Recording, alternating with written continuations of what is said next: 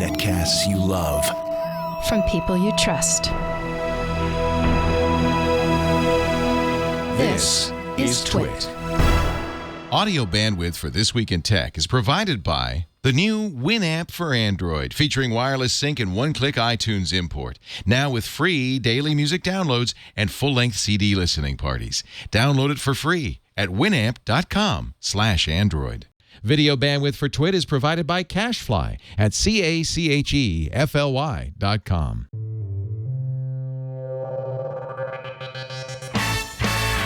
This is TWiT, This Week in Tech, episode 386, released December 30th, 2012, the best of 2012.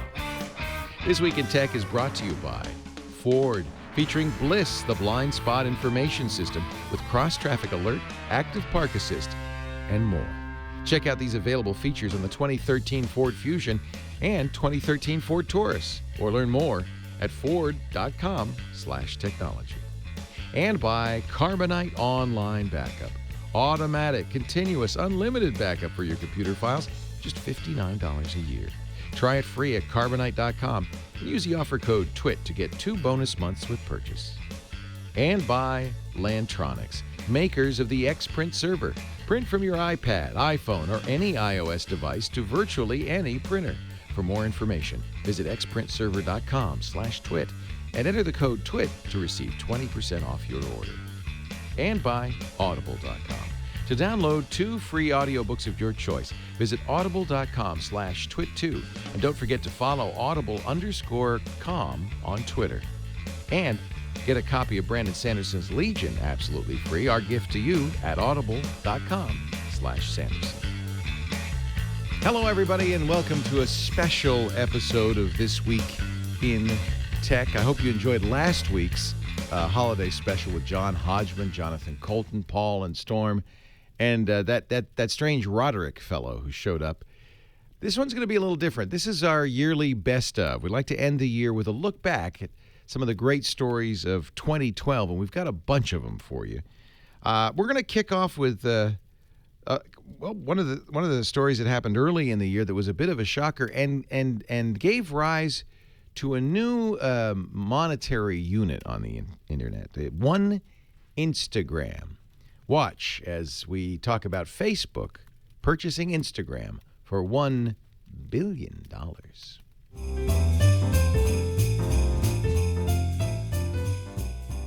Let's start, because the big story, and I apologize for people who listen to all our shows, because this story broke Monday, the day after last week's TWiT. So we've gone full, if you listen to all our shows, we've gone through every show now to talk about this story, but we haven't done it yet on TWiT. And we need to, and I've got a great panel to talk about it. Instagram selling to Facebook. This company's 15 months old, 12 employees.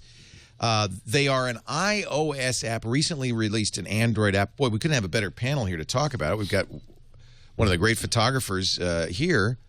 $1 billion. Now, you're not going to preoccupy yourself with the price, with the money that's floating around, because you did that on the show, on the radio. Hard not to. But I mean, you were like, if it were $999 million, it wouldn't be the same story. You said that exact same thing. It's a nice round number. But don't you think it's a materialistic analysis, and we should be looking at the possible reasons that they did this rather than anything with $1 billion in it is materialistic. I don't care what. All right. According to The Verge, Dante Orazio writing, it took Mark Zuckerberg 2 days to make this deal. You think it was a rush to judgment? No, I don't think he wanted anyone else to start a bidding war. I think they just... Is that what it was, defensive? Yeah, no, I can't believe there'd be a bidding war. New York York Times said... I believe it was defensive, but I don't believe there would be a bidding war. Not at that price. This whole story is just so ridiculous. The company had just been valued at $500 million a couple of months ago. Also ridiculous. It's a picture-sharing mobile app. It's an app. That's all it It's not even a website. It's not anything. Yes, it has a lot of users, but... But every one of those users, Jolie, doesn't every one of those users probably a Facebook member already? I mean, doesn't Facebook know more about them? Yes. Which gives it away. No, here's what it is. In the IPO filing documents, everybody was saying, oh, you know, mobile is Facebook's biggest weakness when you're talking about investors in publicly traded Facebook stock.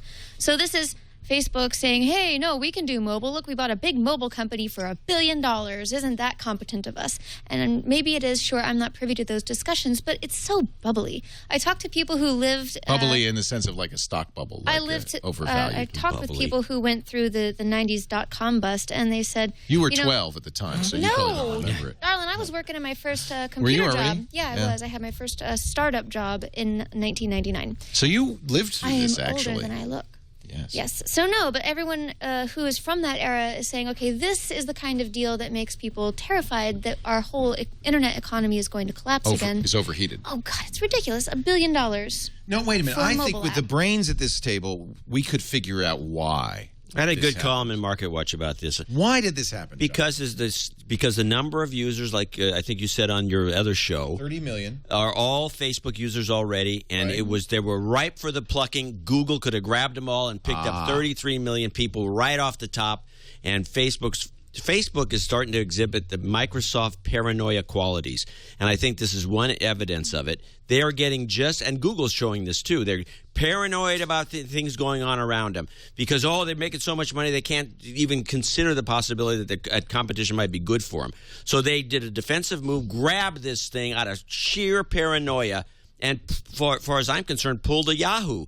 This is the broadcast.com. This is broadcast.com, exactly. It's a broadcast.com. How long before Kevin Systrom, the CEO of Instagram, buys the Portland Trail Blazers and runs onto the court throwing chairs? It's a matter of months. They have to buy them from Paul Allen, who won't sell them, but they could buy the Seattle team, which has moved to, or they could create a new Seattle team because the other team's moved to Oklahoma City. There you go. Taking the devil's advocate side, it's really easy to look at this and say, obviously they overpaid. $1 billion for a couple of filters and a few users that Facebook probably already has. Seems like a lot of money, but this is a particularly vulnerable time for Facebook. They are in IPO land now, and they don't want any competition when the IPO finally hits. They don't want any questions about whether or not they are the #1 mobile space. Well, is it really competition when all of the Instagram photos get pushed to Facebook, and Facebook is the one that monetizes those? It would be if Twitter or Google Plus bought them and flipped that little switch there. But didn't Twitter just buy a photo sharing? Well, certainly Twitter couldn't afford $1 billion. They didn't buy TwitPic. Which one did they buy? I don't know. Anyhow, Twitter bought one. Don't know. Facebook bought one. I'm going to go buy one. It doesn't even matter.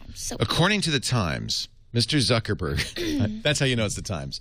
Mr. Zuckerberg placed a call on last Friday, a week ago, to Kevin Systrom, the CEO and founder of Instagram, and a very nice guy. We interviewed him when Instagram came out, and he was still one of us. According to people with knowledge of the matter who spoke on condition of anonymity because the discussions were private, Mr. Zuckerberg was blunt, they said. If Facebook wanted to buy Instagram over the next 48 hours, Facebook and Instagram hammered out the details for a $1 billion cash and stock deal. Well, I can imagine that call. Hi, Kevin. It's Mark Zuckerberg. Mark Zuckerberg, yeah. Hey, I want to buy you. And Kevin thinks, I don't want to sell. Sure, Mark. It'll be $1 billion. Okay, where do I send the check? You can't turn down $1 billion. Maybe you thought he said $1 million. 1 million. I think that's what happened. I think Kevin said, yeah, sure, $1 billion, and Mark said he didn't blink. Yeah, sure. Well, here's a vector. Could have gone for 1.5.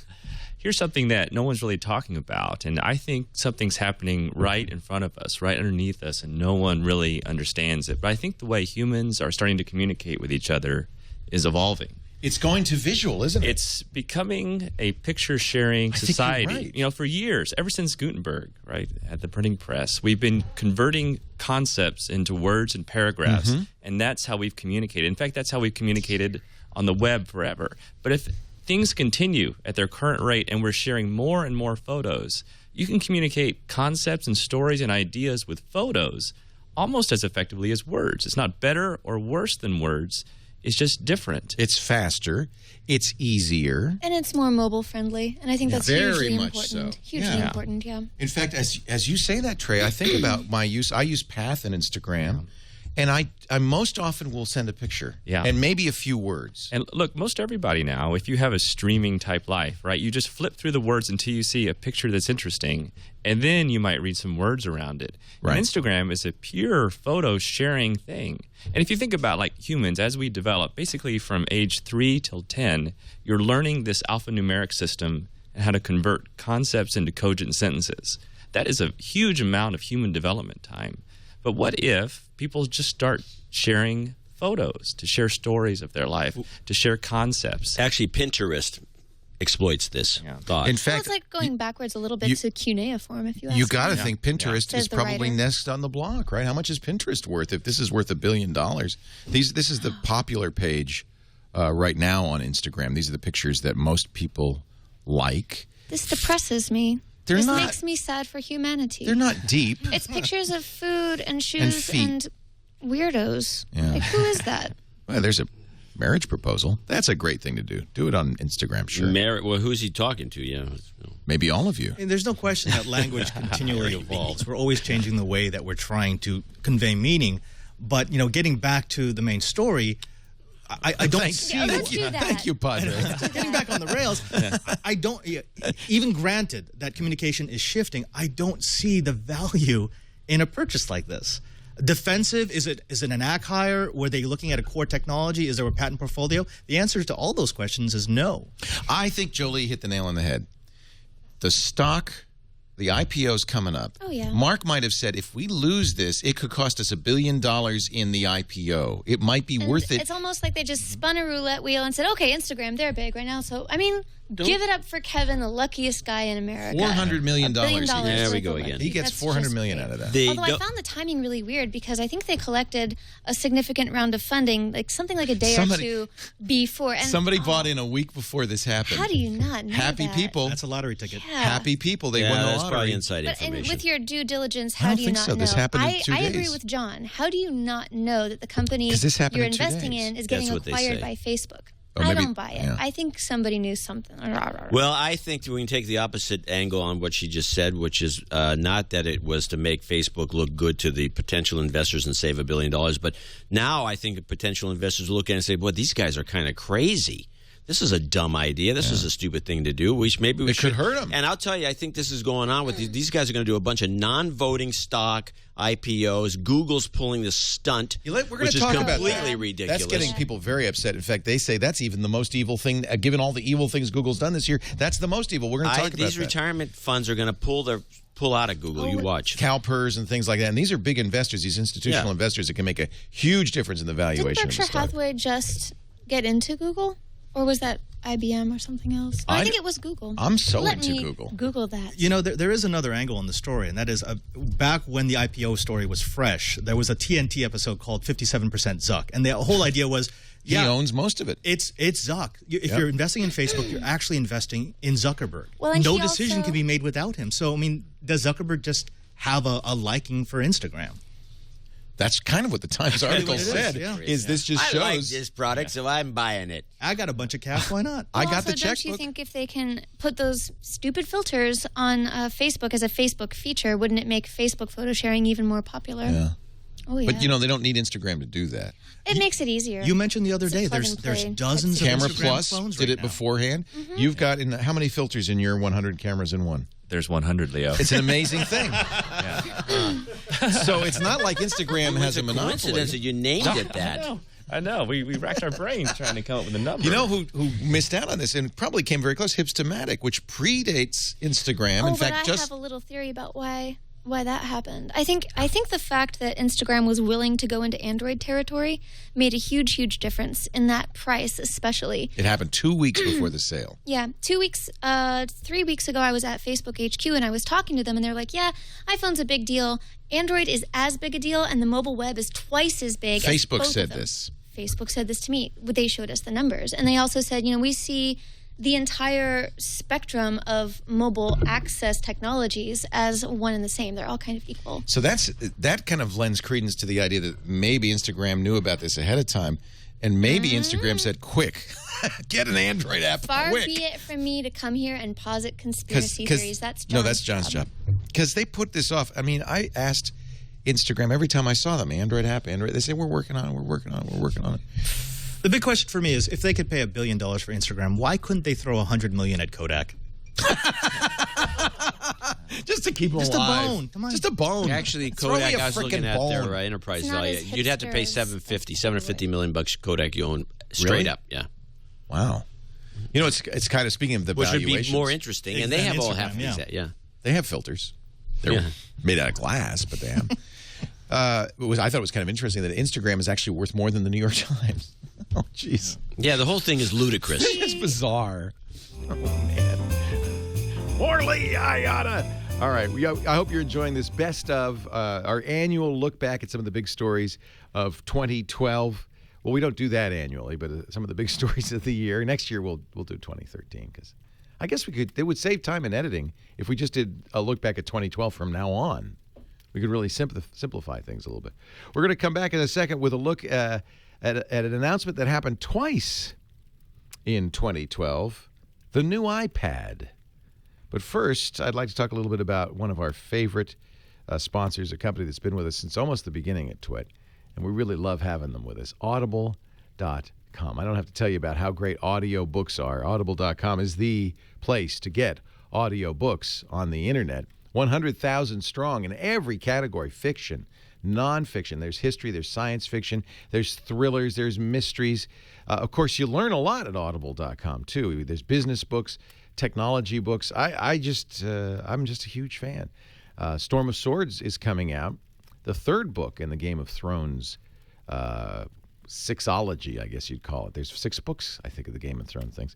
But HBO in March will be coming out early next year with the third in the series. I am of the opinion, and I've been doing this, you got to read the book before the show comes out because, well, I think it enhances your enjoyment of the show, but also you don't want any spoilers before you read the book. So I've read book 1 and 2 of Game of Thrones, but now it's time for Storm of Swords. How about getting that for free? That's a lot of hours of Audible content for free.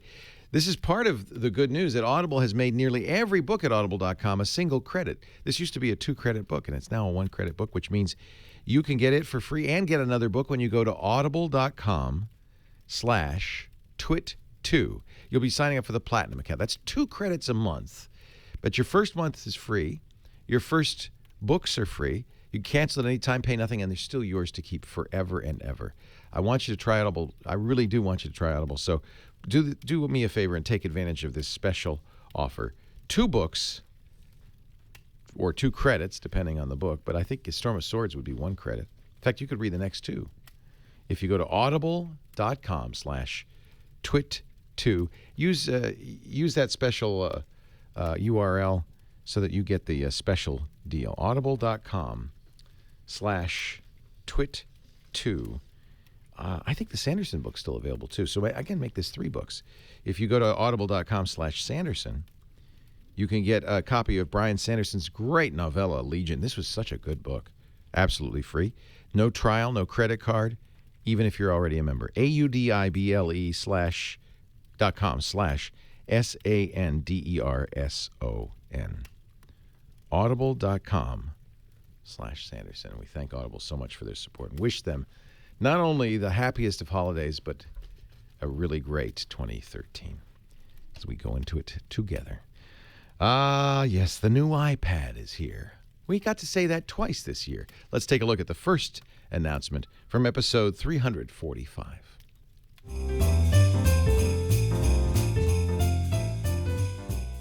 So this was the week the iPad came out. Now, Ms. Worley has not seen a new iPad. I will ooh and ah. I know. Can you believe it? I haven't seen one yet either. So you do haven't hold it either? up. Well, here, you can look at that. Yeah, thank you. Yeah, isn't that beautiful? Go ahead and just type on that. What do you think about it, Denise? Is it? It's really good looking, isn't it? No, I'll tell you. At first, I thought this screen was going to your eyes would go like Jessica Rabbit with boing, but they don't. They don't actually do that. It's not immediately apparent how much better it is. But as you spend time with it, it gets better and better. Where do you notice it most? Launch a book application would be one thing to do because text is, of course, incredibly crisp. So I'll launch the Kindle app, and you'll see kind of immediately that. It's also in video, in HD video, it really, really looks good. Well, that's one question because, okay, the the screen is quad resolution, 3.1 megapixels, and it is now 2048 by 1536 means it could do 1080p video. But on a screen that size, I don't know. Is there much of a difference between a 720p video and a 1080p video? Do you notice a difference? I mean, I was testing some clips I have here, and definitely the 1080p video I downloaded from iTunes it looked better. Way better on the new iPad versus the iPad 2. I mean, you definitely see the difference. But you see the difference at even standard definition video on that screen. Right. I just feel like it's the same IPS style LCD screen. It's not a Super AMOLED or something, but the resolution is so high. It is I think 260 pixels per inch that it just feels a lot crisper. It feels a lot softer. Yeah, and the color saturation is higher too, so colors look better. But you know what I'm most excited about, and I don't hear a lot about it? I think the camera blows me away. How are you using it? I have a question for you. Do you take pictures a lot with your iPad? Yeah, you want to see what it looks like when I take pictures with my iPad? Yeah. For those of you listening, Leo has the cover of the iPad on his forehead like a visor. I have one of those iPad covers that, see, the camera is right down here. So normally the cover folds over the camera, so I have to do that. Or you could take a picture like this, which is equally kind of dorky, have the cover hang down from the bottom. But you know what? I think we're all going to get used to the idea. Even when I pull it out, it still looks kind of silly. But I think we're all going to get used to the idea because it is, it's essentially the same sensor, I guess, in the iPhone 4 with the lens system from the iPhone 4S. But it is so good. It really is so good. And what's different, what's exciting about it is you're seeing the image. It's like a view camera. That's cool. Remember the old days when, on the Three Stooges or the Wild West movies, they'd have a guy and he'd have the thing on the tripod and he'd put a black hood over his head and say, "Watch the birdie." And this is you could almost do that, put a hood over your head, and because now you're seeing a full-frame rendition of the picture. Well, and that the point was made is when have you ever been able to take the video with the same view as it will be consumed? Exactly. Yeah. And so as a result, I think it is a remarkable experience for a videographer or photographer. And then you add to that this has got LTE, which is really fast, and you've got great software on it. I think that in some ways the camera might be, to me, the most exciting part of this. I really like. So That's I know the innards. Everything. Go ahead, John. I'm sorry. No, go ahead. I say that's interesting because I just finished writing my review. I've written a number of pieces on the iPad this past week, and I wanted to take some time and write the review. So the review will be up tomorrow, but I come to the conclusion, and I don't want to, it's the conclusion everyone else has come to, which is really that the screen is the biggest part, but that other biggest improvement is the camera, but I'm not sure a lot of people will buy a new iPad for a camera. But it's funny, I've been hearing that a few people just don't really see the improvement in the screen. It's not as dramatic as I expected it to be. Playing the role of John C. Dvorak, I will step in and say... What do you think? Are you seeing it for the first time? What do you think? This is the first moment I've laid eyes on. I know exactly what the specs are. I know everything about it. And that expression that you just had there... That's your opinion? I don't know. The camera function's cool. Am I going to use this? I'm a video creator. Am I going to run around and make videos on this and send them off via LTE? No, because I can't depend on it. Is this cool? If I didn't have one, yeah. If I was upgrading from one, maybe. Is this going to make me upgrade from two? Absolutely not. Here's some video that I shot. Yeah, that's the ending. Very good video. Wow. Okay, that looks cool. Yeah, it's nice. It's very. This is walking around. The other thing is, it's a little more stable because of its size than a little mini camera or your smartphone. Right. Yeah, it's nice that they're incrementally improving the product. But I'm with Becky. I'm not going to upgrade from an iPad 2 to get this device. Iterative, not innovative. And the teardown was interesting. That big battery, huge battery in there. They went to 45 watt hours from 25. Yeah. And you need to, obviously, for LTE. I think that's more for LTE than it is for the screen, although we don't know. It's got a much faster processor and a much, of course, more dense screen. But I was wondering, in the Wi-Fi only versions, do you get a boost then? Yeah. I'm in the corner of my apartment right now running a battery test. I'm running the same HD video on both the iPad 2 and the iPad 3. And I expect that the iPad 2 will last probably a little bit longer or around the same amount of time as the iPad. And I have LTE off, the new iPad. I have LTE off just running on Wi-Fi because I expect that the screen they've boosted the battery just to give you just as much as you would get on Wi-Fi on the iPad 2 because of the screen. Yeah, I think we're saying so. It's not the LTE, then it is the screen that's sucking all that juice. All right, well, that makes sense. Right. They say you'll get an hour less with LTE on. Right. So they boosted the battery just to compensate enough for that screen. Wow. So I was completely wrong. It is the screen that's sucking all that juice. LTE is notorious for being a battery hog, but that's 10% more. If it's only 1 hour, that's going from 10 hours to 9 hours. That's not a huge. Not bad. One more point on the teardown: $4.99 retail price, estimated cost to build at $316. Does that sound about right? Yeah, it's more than the old one, but that's a decent profit margin. Yeah. I think Apple would like more, but of course, I'm sure they make more if you buy the LTE or you buy more RAM. Right. Yeah. No. Also, in the teardown, we're finding that it has. Let's see.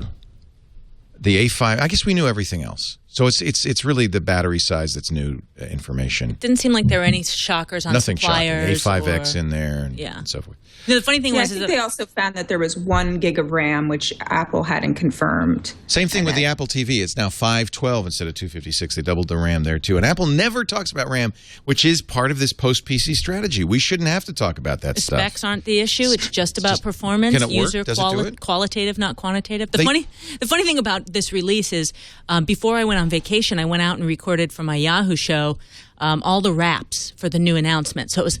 The new iPad's here. The iPad 3 is here. Before they said, you didn't know. iPad HD. You had to go through all the names. The iPad HD is here. And then I did. Were you smart enough to say just did iPad? You know? Yes, I did the new iPad. I was so stoked. And then this is the best one was the A5X, is that had come out. Every single thing that was out was almost uniformly There were no surprises. correct. It was absolutely as predicted. Yeah. So wow. You should have let me know, because that would have really helped with search placement if we had all known the name. Well, next time I will bring my... because I kept calling it the iPad 3 or the iPad HD, and that was just totally wrong. Yeah, that happened to me last still need to call it the iPad 3, because if you just say the iPad, it's ambiguous, especially since Apple still sells the iPad 2. But going back to your spec point, they want it to be qualitative, not quantitative. So new is good enough. It's all just the iPad. I wish they had called it the iPad New. It rhymes so well with iPad 2. iPad New. But then what happens next year? The iPad not so new? Next. Newer. The next new? Newest. What do you think, Denise? Is this this strikes me as a strange choice. It does. I can't tell you. They didn't consult with me, so. It's certainly the stock market didn't mind. The price broke $600 this week for the first time ever. Again, Apple, the most valuable company in the world, based on stock price. Don't you just keep saying it can't keep going up? I feel foolish for having such negativity about the possibility. And then at some point, everyone's going to go, okay, it can go, sky's the limit, whatever, $1 trillion, no problem. That's what they're talking about now. They're what is it, $700 billion they're worth now? They're saying, we could be worth $1 trillion. I remember when Apple was stoked, this is how old I am, because they were a $2 billion company. Wow. I remember when we were talking about stock price on MacBreak Weekly, we said, well, it might hit 200, but it sure won't go much higher than that. And Scott Bourne was saying, it'll go higher. It could go to 250. And I thought, you're crazy. So now... You raised an interesting point. That Mike Elgin said that the next generation of Bluetooth on this device is actually a big deal. Oh. Yeah, can someone explain that to me? Everyone's like, the Bluetooth 4.0 is amazing. That's the big deal. I know nothing. Is it? Yeah. Is it? I haven't tried it yet. Is it? I mean, how do you really use Bluetooth on a tablet? Well, for keyboards. Keyboards. Or for your car, I suppose. True. You have a Ford. You could have that synced. CNET saying it's a game changer. Yeah. The first Bluetooth smart-ready device, allowing it to connect with the billions of Bluetooth devices and the next generation. That's the issue. It's the next generation, I guess. Yeah, I know. That Silverlight just never... I never can keep it quite up to date, can I? So apparently CNBC right now is announcing or reporting that Apple's going to make an announcement tomorrow morning at 9 a.m. about the company's cash balance. Yeah. They say this is breaking. Yes, this is breaking news, and I was just about to say it. The question is, what would the announcement be? Dividend? They have $100 billion. They were expected, or it was hoped by some, I think, at the stockholders meeting that they would offer a dividend, and of course they didn't. They've never offered a dividend. It's got to be. You think it's a dividend, or you're going to announce that they're going to buy the planet Earth? Or maybe just Italy. Well, they could just buy Italy. Okay. Tim Cook could say, I've always loved Italy. I love the food. I love the wine. I love the people. Let's just buy Italy. Right. That would make obvious sense. We could call it Appley. Okay. Ooh. I'm just saying. To rival Italy. In Appley in olden days. I'm gonna back into the This American Life story with this little point. Oh. Yes, back it up. Beep, beep. So here's the deal. segue. There's a story that we'll talk much about, which is This American Life retracting the We can talk episode about it they right did now. about Apple and the Apple factories. But the last act of the episode talking about this thing said that Apple could build their devices in the U.S., the iPhone, for $60 more. That was the study that came out about a year ago. It's not, people might say, it's going to be twice as much, or it's going to be, no, it's not a significant difference. Because they only pay about $5 to the workers in China to make that device. Right. So they pay $65 to U.S. workers. Done. And the supply chain is commoditized that it's, labor isn't that much of a big deal in terms of changing it. So my crazy out there is Apple's building factories in the U.S. and they're going to... $100 billion. That'll build a few factories. You know what? That would be great PR. That would be great. That would be... And I hope she's right. It's so outrageous. I'm so wrong, but that's just like my crazy... No, I love that idea. That is a great idea. It's good for America, good for American workers. It solves the problem, this embarrassment with Foxconn. I think you're brilliant. Let's do it. There's a problem. Yeah. There is a problem. There aren't enough workers. No, it's the supply chain. It's getting the stuff into China. Out of China. It's the flexibility. This was the point they made in the episode. It's just-in-time manufacturing. Yeah, it's like, hey guys, down the street, in screw factory, or that didn't come out right in glass. There's a factory for that. in glass factory right. or bracket factory. Can you make 50 million more of these and get them to us by tomorrow? Well, they might have to. You know what? They might have to build some of those factories here. So, anyways, that's my kooky end around. That I think that's my wild idea or dividend. But I like the idea of building factories. Yeah. That's a win everywhere. Now, remember Steve Jobs when he went to that famous dinner? It's talked about in the Walter Isaacson biography with Mark Zuckerberg and many other tech Silicon Valley luminaries. The one thing that Jobs brought up with Obama is, there's too many regulations for me to build a factory here. But remember, in the early days of Apple, they did make Macintoshes here. They did make Apple IIs here. This is a more recent development to offshore the manufacture. Steve was very proud of the Next factory where they built the Cube. Right. Built here in America. Designed in California was weird. I mean, that's great. That's super. But I prefer made in America. I don't know. Yeah, design in California made by slaves in China doesn't have the same ring to it. No. Somehow. No. Nothing like a wonderful warm 8-bit fire on a beautiful holiday eve. I hope you had a great Christmas, great Hanukkah. Your Festivus was the best of us. And you're enjoying your winter solstice activities. New Year's is coming. And as we always do, we're doing a best of TWiT this year, looking back at the year 2012 and some of our best episodes. More to come in just a moment. Before we do, though, I'd like to thank one of our sponsors who's also been with us all year long. In fact, one of my favorite companies, good friends with the guy who started it, David Friend. He's an interesting character. I don't know, remember ARP synthesizers? He started ARP. Made a lot of money there right out of college. I think he was at MIT right out of college. David went on to do many other startups, but he was kind of retired, taking it easy when his daughter, who was a college student, called him up and said, "Daddy, I just accidentally erased my thesis. You're a geek. Can you help me?" And he said, "I can't. I have no solution for this." And that's why he founded Carbonite. He said, there's got to be a better way to back up, and Carbonite is the better way to back up. Here's the beauty of it. It's automatic. So you could I put it on my daughter's laptop when she went to college. Kind of went full circle on that. So she didn't have to even know that there was a backup solution on there. It just automatically is backing up continuously, too. So she puts the finishing touches on a term paper within minutes. That's backed up. Whenever you're online, Carbonite is always backing up without slowing you down or your computer down. And the nice thing is this carbonite data is available at any time. So you've got your term paper backed up. You go to the library. You don't bring your laptop with you. You can still open the term paper on the library computer. Just log into your Carbonite account, and there's all your stuff. You can even do it on a smartphone or a tablet. Carbonite has the free apps there. It's a really great deal. And all of this is just $59 a year per computer. That's less than $5 a month. I would really encourage you to try Carbonite today. Go to Carbonite.com. Click the Try It Free button and use the offer code TWiT. And you'll get 2 weeks without a credit card, just the offer code TWiT.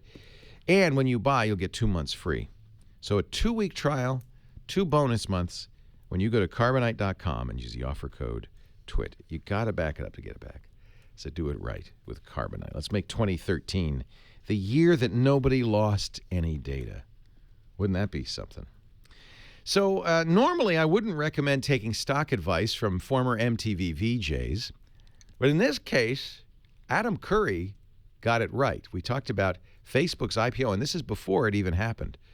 Oh, quick, reload the fireplace while we watch Adam Curry.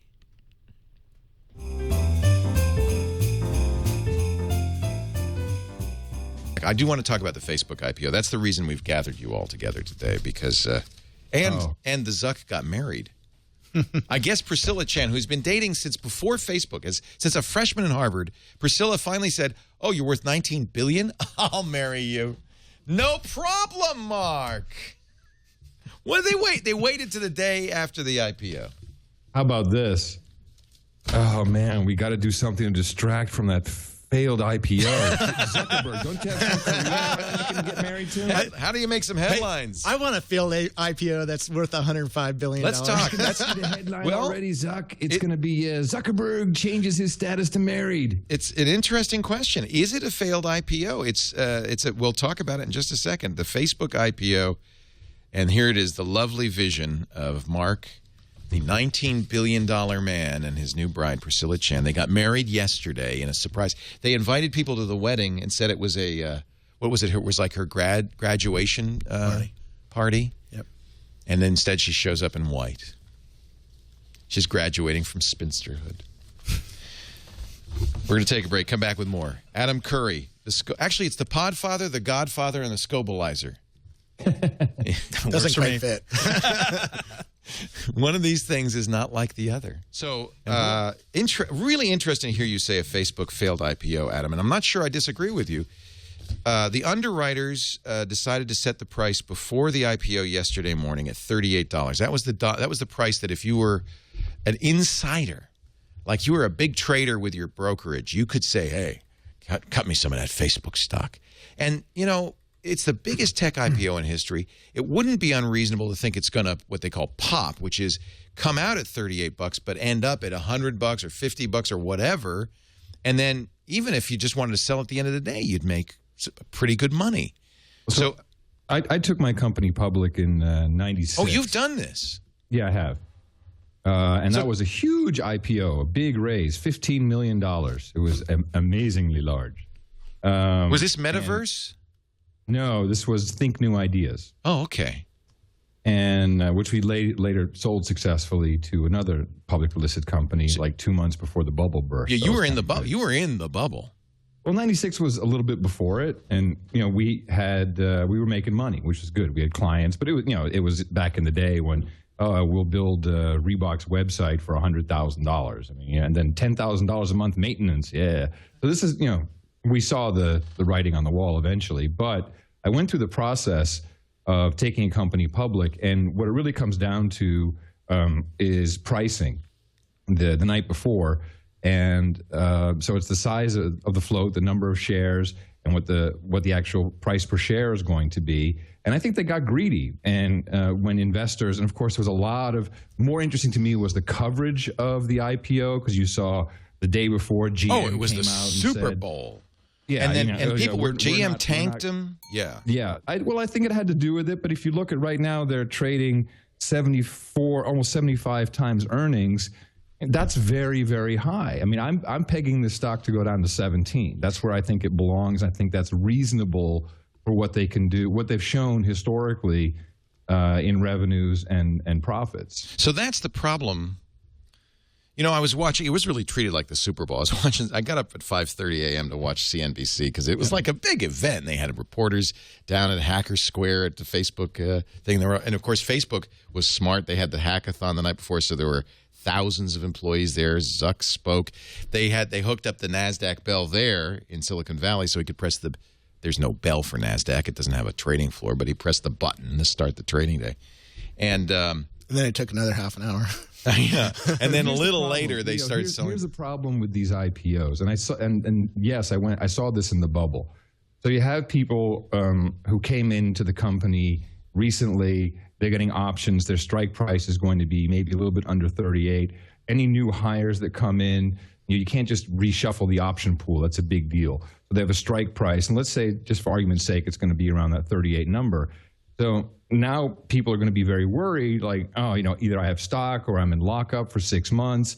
I can't sell anything. So on paper, I may look like I have $1 million, but every day it's going to be like, oh, how's the stock doing? How's the stock doing? That's not good. Huge distraction. That's really what you don't want. Particularly when it's going down, it really, really hurts the company. And I think that's what we see with Facebook. I think that's BS. At Rackspace, when we went IPO, the stock went down, and it didn't distract us. And the stock since then has gone up about 10 times.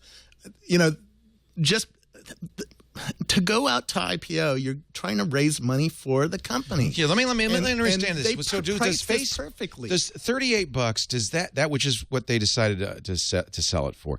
Does all of that money go to Facebook? Is that like what? So Facebook said we're going to have how many shares? Almost 1 million shares, right? At $38. Well, I forgot what it was. The total number of shares. Well, not the entire amount, because the insiders sold. So a portion of that went to a large portion, of course, went to the people who sold the stock. That's actually an important point. Some of these guys are making money right away. Like they got a check. All the underwriters made a ton of money. Peter Thiel, for instance, who famously invested, was the first investor in Facebook, invested $500,000, ended up with $848 million on Friday. And he still has another 852 million dollars worth of shares at current price remaining. But Zuck made $1.5 billion in cash, right like that. And he still has $19 billion outstanding. If I could take a contrarian position here, I know why people are saying this is a bust, because they were expecting for the price to double, to go back to the good old days of the bubble when you would have an incredible rise in the stock price, and the IPO was when people get paid. This is not a regular IPO. You're talking about a company that is 57% owned by a single man. All he wanted was operating capital for his company. I don't think he even needed to do this. I think the SEC rules made him do this. Well, at least they made him disclose to a certain point, and I think they figured, well, as long as we have to do all the disclosure a public company has to do, we might as well raise money on the stock market. But I don't think that this was – I think they put it off as long as they could, right? They could have done this a year ago. They could have done this 2 years ago. Partly that's hype. Because you don't think so? I think Mark didn't want to – well, you know Mark better than anybody. I think he put it off to raise the price. He wanted to make as much as he could. Every minute that Facebook is out there, the price goes Risky up. Game, though. It is a risky game. Because the but price it paid could also off. go down. It paid off. He collected $104 billion on Friday for his investors and his company. Now, on Friday night, what did he do? He went and bought a mobile company called Karma. Right? He's going to have the resources. Spend that money, yeah. He's going to have the resources to take over a lot of things. Right. And this is very good for Facebook. Also, on the other side, the transparency is going to force Facebook to be an adult company for once. I think that's what Mark didn't want, though. No, I think he does. He did? I think he does. He knows that he's moving his company into being a brand that everybody respects and trusts. That is those two words are not used with Facebook today. Well, in fact, with GM pulling out, it's $10 million worth of advertising, which is not a huge amount. But GM pulled out of the Super Bowl, too. Is the Super Bowl dead? In fact, I think it's more of a comment on GM's inability to use these markets appropriately than it is a comment on the use of. And more interesting is how do they actually make money? If you have a so-called 900 million people, which I don't believe is correct, I think it's probably a fraction of that. But okay. Really? That's neither. Yeah, I think that everyone has multiple accounts. The SEO guys have 50 accounts. It's just a matter of how you count things. But in the case of Rackspace, Robert, that's a business where you're providing a service and people pay for it. I have 5 Rackspace servers. I love the service. I have an Amazon S3 servers, EC2. But we have yet to show that you can really place a good value on essentially display banner advertising. That's all they've got so far. And quite honestly, for the company that knows so much about the social graph, how could they not figure out that this IPO was mispriced? You know, they should have had all the information at their fingertips. Was it mispriced, though? They announced it at $38, and it came out at $38. If they came out at $17 and it went to $38, they would have not left priced. money on the table. The purpose of doing an IPO is to raise money for your investors in your company. You can't disagree, Adam. They raised the most money that they possibly could have raised, right? But it kept hitting 38 because the underwriters were buying stock like crazy to keep it above. They kept it at 38. Level. You think? Okay, on Monday it'll go down, and so because they can't do that forever. But they took the most amount of money off the table that they possibly could. There now, was some should have been a 37 or 35, maybe, but. It's 120 to price to earnings ratio is 122. This is not a normal IPO. This is not that means that the stock price is 122 times what they earn. Yeah.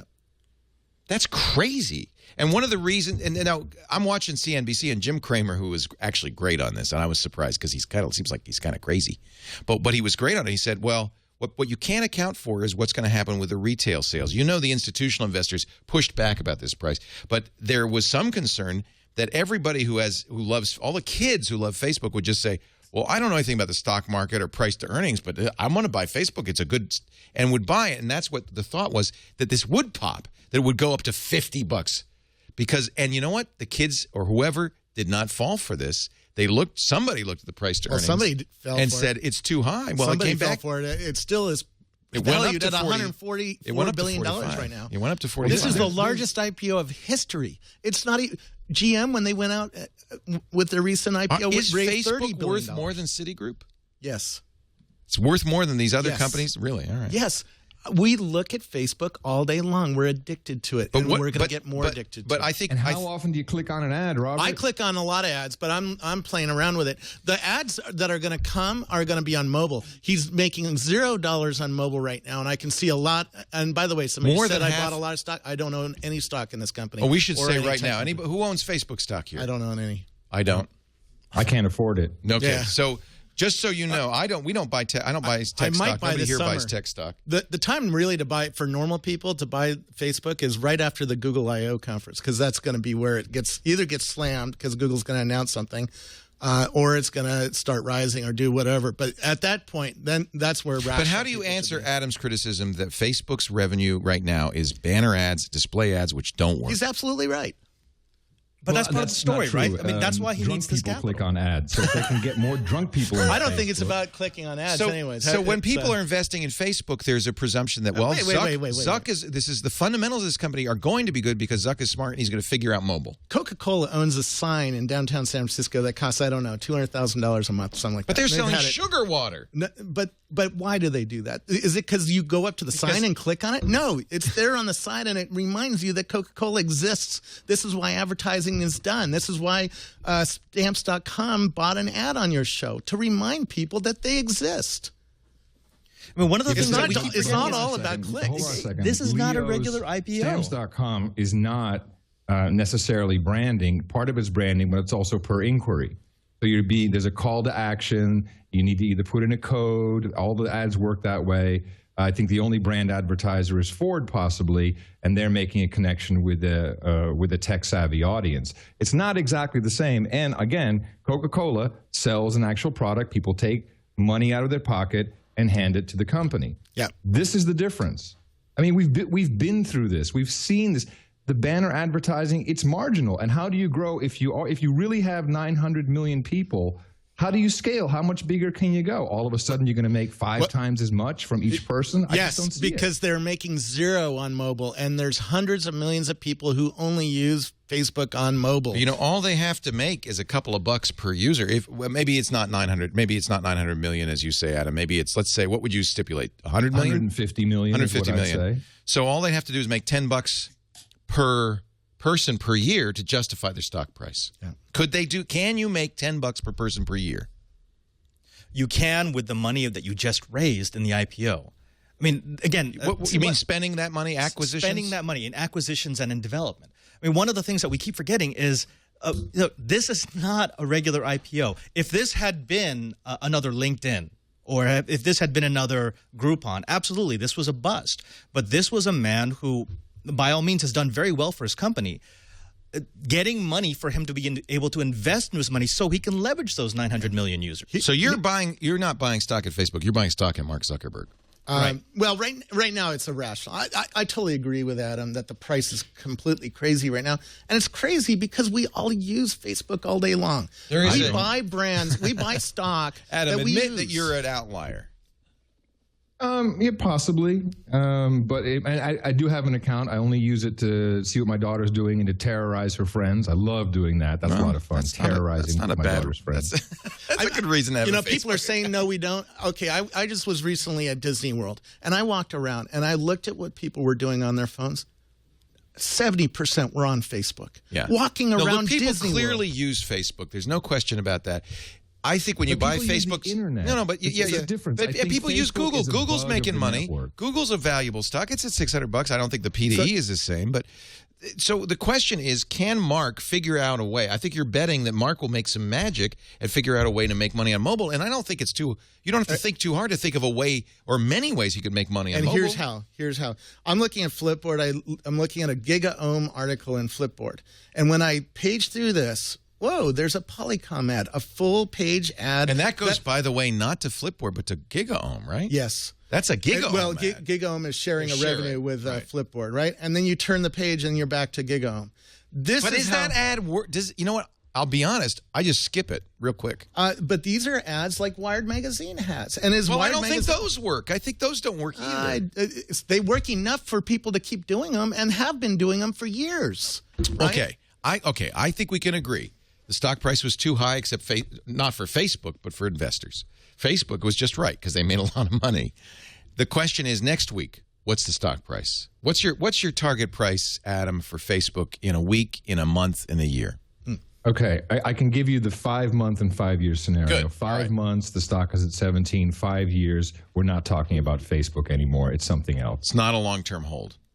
No. You're a short on Facebook. We've seen this movie. Look at what has AOL become. Now it's a giant Xerox machine run by Arianna Huffington. I mean, we've seen GeoCities. I think you're nuts. MySpace.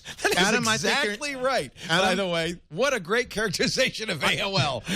Adam, is it true or what? I think That's exactly right. I think Adam is correct on one of the predictions, which is short term. I see it going down. Long term, he is going to turn on mobile revenue, and for the next 5 quarters, he is going to beat his numbers, and that is going to cause the stock to have lift. This is what happens. This is what happens. And by the way, this is Zuckerberg's brilliance. Zuckerberg knew we were all going to buy this stock coming out of the gate, so he sandbagged us. He sandbagged us. He kept this revenue off the table until after the IPO. He's been hiding his revenue. He's been hiding the mobile revenue. He's been slow playing his hand. You watch. By the end of summer, you're saying he's got 5 aces. But I think he's going to turn on this style of mobile advertising over the next couple of months, and he's probably going to turn it on right during the Google I/O conference because Google is going to come out with a bunch of stuff for Google Plus. Right? Slap him around and announce a whole bunch of new things and announce a new open graph. Do you know style something we don't know, or is this I keep hearing speculation? rumors. It's a little bit of speculation, but a little bit of informed. Adam, that sounds right. I mean, everybody would agree that Zuck is a sly devil. Right? Well, I think he built a really great service and thank you, love. That's perfect timing. Did she bring you another fine beverage? I needed that right about now. This is what I always loved about Daily Source Code, by the way. People, wait until 30 minutes from now. No, he built something great, but it's not part of the network, and with the network I mean the internet. I do not believe in the advertising banner click model. I think, if you turn it on mobile, sure, people will misclick. Oh, sorry, I didn't mean to do that. Well, I clicked on it anyway. I just don't see the model as something that really works anymore. I think it's, the only way you can make money with banner advertising, which is essentially what they do. I've looked at all the presentations. I follow it. I'm very interested. Is high volume of lots of people. Some of them will be drunk, some will make a mistake, some of them will be interested, no doubt about it. But early on, brands were all sold on this how many likes a brand had. And advertisers are very, very smart. Agencies, not so. Agencies will sell a bunch of crap to the advertiser. But the advertiser, at the end of the day, go, hey, did it make us money or not? They're going. It's not making any money. On investments. Very simple. Yeah. So are you saying that the open, free and open internet will return? Yes. Oh yeah. Well, this is the pendulum that always swings back and forth. I think the internet, if the internet was not meant to be centralized. It wasn't built that way. I think we will see mom and pops. I hope we'll see mom and pops popping up again, who will provide email to 100 people, email services. There'll be, little smaller cloud things. I mean, my goodness, my fiance just moved to iCloud, and the mail's not working. It craps out. I mean, this is hard stuff. And the more scale you have, the harder it gets. And if you do it in a smaller, I run my own mail server here at home. I got like 3 accounts on it. It's enough. It works. So we're going to have to go back to that. And because of Facebook's inherent closed nature, it's not a part of the network. So, that's why the analogy to AOL is apt, because that was also a walled garden that everybody used and thought. Many people thought it was the internet. Except we haven't seen, all my favorite apps, whether it be Foursquare or Spotify or... How much money are they making, Robert? Seriously. Well, this is where he's going to turn on these new mobile ad network. But talk about Foursquare and talk about Twitter. They're making some, but isn't that the bubble that we're in right now? Is that, this is location somehow going to turn a huge profit. You can't have this many users telling you this much about themselves without making money on it. Yeah. And the question is how? And that's the big $64,000 question. Robert, what do you think? Poor Robert's stuck out here in left field.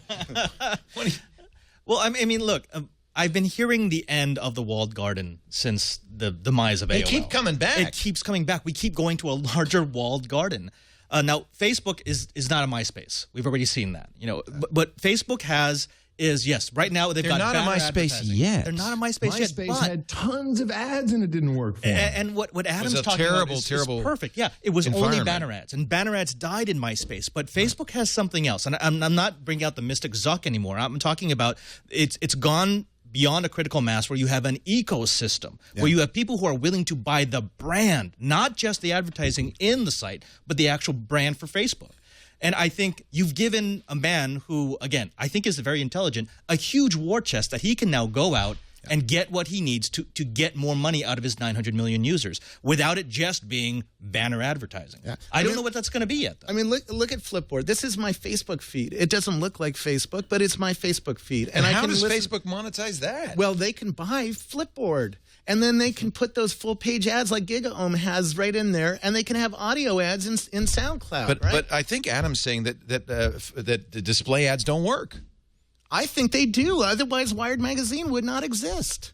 But I can think of a lot of magazines that are gone. A lot of magazines have disappeared, but a lot have come.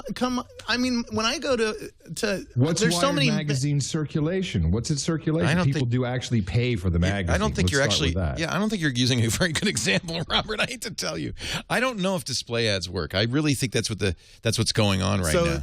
So is there going to be there still is demand from advertisers to get in front of your face? Why did Stamps.com just sponsor your show? Well, and I think Adam makes a very good point. Stamps.com calculates return on their investment very carefully. It's a little harder for Ford because it's a brand builder, but you're right. And Ford even wants to do a lot of research. They're researching constantly to see if they're getting brand recognition. So no company that's spending ad dollars and is intelligent is spending ad dollars into a vacuum. They're checking, does this work? Does this produce results? One way or the other, they're not, and I think you're right, Adam, I don't know if it's the agencies that are that smart, but the advertisers whose actual money it is are very careful about where they're putting it. And in fact, I think that's one of the reasons you're seeing a real softening in banner ads right now, aren't we? Display ads are down. It's horrible. I mean, what do you get for a click these days? Nothing. Penny? Yeah. So I think that, and that's why advertisers are starting to demand, cost per acquisition instead of cost per click or cost per impression. They really want to make sure that they're getting their money's worth. Yeah. So I think it's but this was all brought up before the IPO. Everybody said, well, here's the negatives. It could be another MySpace. Everybody could vacate Facebook because somebody else comes along. They haven't shown that they know how to produce revenue, and they certainly aren't producing enough revenue to justify that price right now. It's clear people who bought Facebook, and by the way, I would buy it if I could, believe in Zuck and believe in him and his team and his ability to somehow turn 900 million users. We could say, if it's Adam's case, 900 million eyeballs. And they're believing in their own usage into model. something. They're believing in their own usage model. They're but that was the dumb retailer buyers that Jim Cramer was worried about. People who said, "Well, I like Facebook, I like McDonald's, I'll buy their stock," without even thinking, "Is this a good value?" Yeah. Because that's the question. You may like Maserati, but is it $1 million car? Facebook's selling $1 million car here, right? Is that what we're saying, Adam? That this is just overpriced? Well, if it was a car, it would do something for me. Not selling a sticker on the car. We can go. Now I can really bite on you. Facebook does do something for you. Yeah. And this helps you get laid, if nothing else. No, Facebook is a new. I'm sorry, Father. Please forgive me. I thought that was Craigslist. Oh, he's smarter than I thought. And informed. We'll do confession I later. hear confession. So Facebook is a new media company where the media comes to you based on who you are. Yahoo is the old media company. You had to go to yahoo.com/sports or yahoo.com/. It was a portal. That was the portal model. And Facebook, you just sit here and it comes. I mean, it's been coming to me during this show. Media comes to me. And one of the reasons because I told it who I am. During the show. What's that? How many ads did you click on during the show? I haven't clicked on anything. I'm just watching it. There's a Verizon Fios ad right at the top. I wish I could click on that Verizon Fios ad and buy Fios at my house, but they don't serve it in my house yet. I like the idea that people are using Facebook. I think the ability to find people and to have an address book of people online, that's the real magic sauce that Facebook provided. And now people are doing pretty much what they always do, post funny pictures, quote of the day, here's my plate of food. You really need to come and spend a couple hours with me and see what's on my screen, because I have none of that stuff on my screen. You know what we need to get? We need to get Ben Ha in here, because if he can turn I Can Has Cheeseburger into money, then Facebook can turn its sites into money, right? I mean, so there's a high volume business, right? Very high volume. Yep, lots of clicks with extreme virality, completely open. By the way, you don't need an account to take a look at it. And I don't know what he's doing. I don't know how much he's making. I'm sure he's making enough for his company and for himself. And I think there's validity in that. Leo, you're doing extremely well with the TWiT network, but I don't think you actually believe you can scale it to $1 billion company. Oh, no. And nor would you want to necessarily. And that I think is, there's a couple things going on here that are very exciting to me. If you look at Kickstarter, there's a very interesting model where you have a company that's facilitating the connection of people and is taking a piece of the action, and people are getting what they want. And this is really the future, and I think the network itself is going to facilitate that tremendously, where I want a product, I want there you go. So $10 million on the Pebble Watch. Yeah, so you want it, and it's going to cost $299 when it comes out. But you know what? I want it so bad. I'll toss these guys $50 to get it going. This is an incredibly interesting model. This is going to kill Hollywood and every other industry. Is users actually saying, "I want this, and here's how I want it, and I don't care who makes it for me, but just let's get it going. We don't need to wait for stuff, and here's the exact specifications." You don't think I think there's going to be Kickstarter fatigue, that people are going to start to realize. For instance, I've participated in 4 or 5 Kickstarter projects. One was Diaspora, $100 down the tube. One was some dice that I never got, $150 down the tube. Yeah. Don't you think that there's going to be Kickstarter fatigue, that as inevitably many of these projects are not going to produce a product that's worth anything? Who knows if that Pebble Watch that I spent $125 on is going to work, is going to be any good? I think we're in a bubble, a Kickstarter bubble. I cannot imagine this is going to continue. I'm just waiting for the first really bad case. There's going to be a horrible example. Somebody takes $10 million and goes to Bermuda. Woven's on Kickstarter, right? So they're trying to raise money. Yeah. Right? I mean, it's a great model right now. These Pebble guys are very, very happy. They asked for $100,000. They got $10 million in a month. It just closed this week. Yeah. And I ordered a watch. But, you know, that's a pretty what I don't think people who use Kickstarter realize how speculative what you're doing is. There's no guarantee you're going to get diddly out of that. Yeah. I've been to Whim, which also makes a watch, and there was a Y Combinator company that makes a watch, and this is a bubble. You know, this is not going to continue. By buying a share of Facebook. I mean, there's no guarantees anywhere. No. Same amount you probably spent on the watch. You know, Adam, I agree with you. I think in a few months we're going to see Facebook below $20. I absolutely believe that. But I also believe that if at that point it got down to, say, $17 and I actually had money to invest, I would invest in Facebook, not for Facebook, but for Zuck. Zuck has delivered. I mean, you can spin it many different ways, but he does have a vision, and I see that going elsewhere. And I think it actually goes beyond social. But you're really doing a disservice then, because you're not giving Zuck anything. You're buying something from somebody else. So no, and Zuck already got his. If 900 million people said, "Hey, we really like this. Let's give Zuck, $1 a month," what a great business! I would be jumping for joy. But why doesn't it work? Why doesn't anyone go that route? That's interesting. I mean, I'm not recommending to do it. What if Facebook did say, "Let's start charging $1 a month"?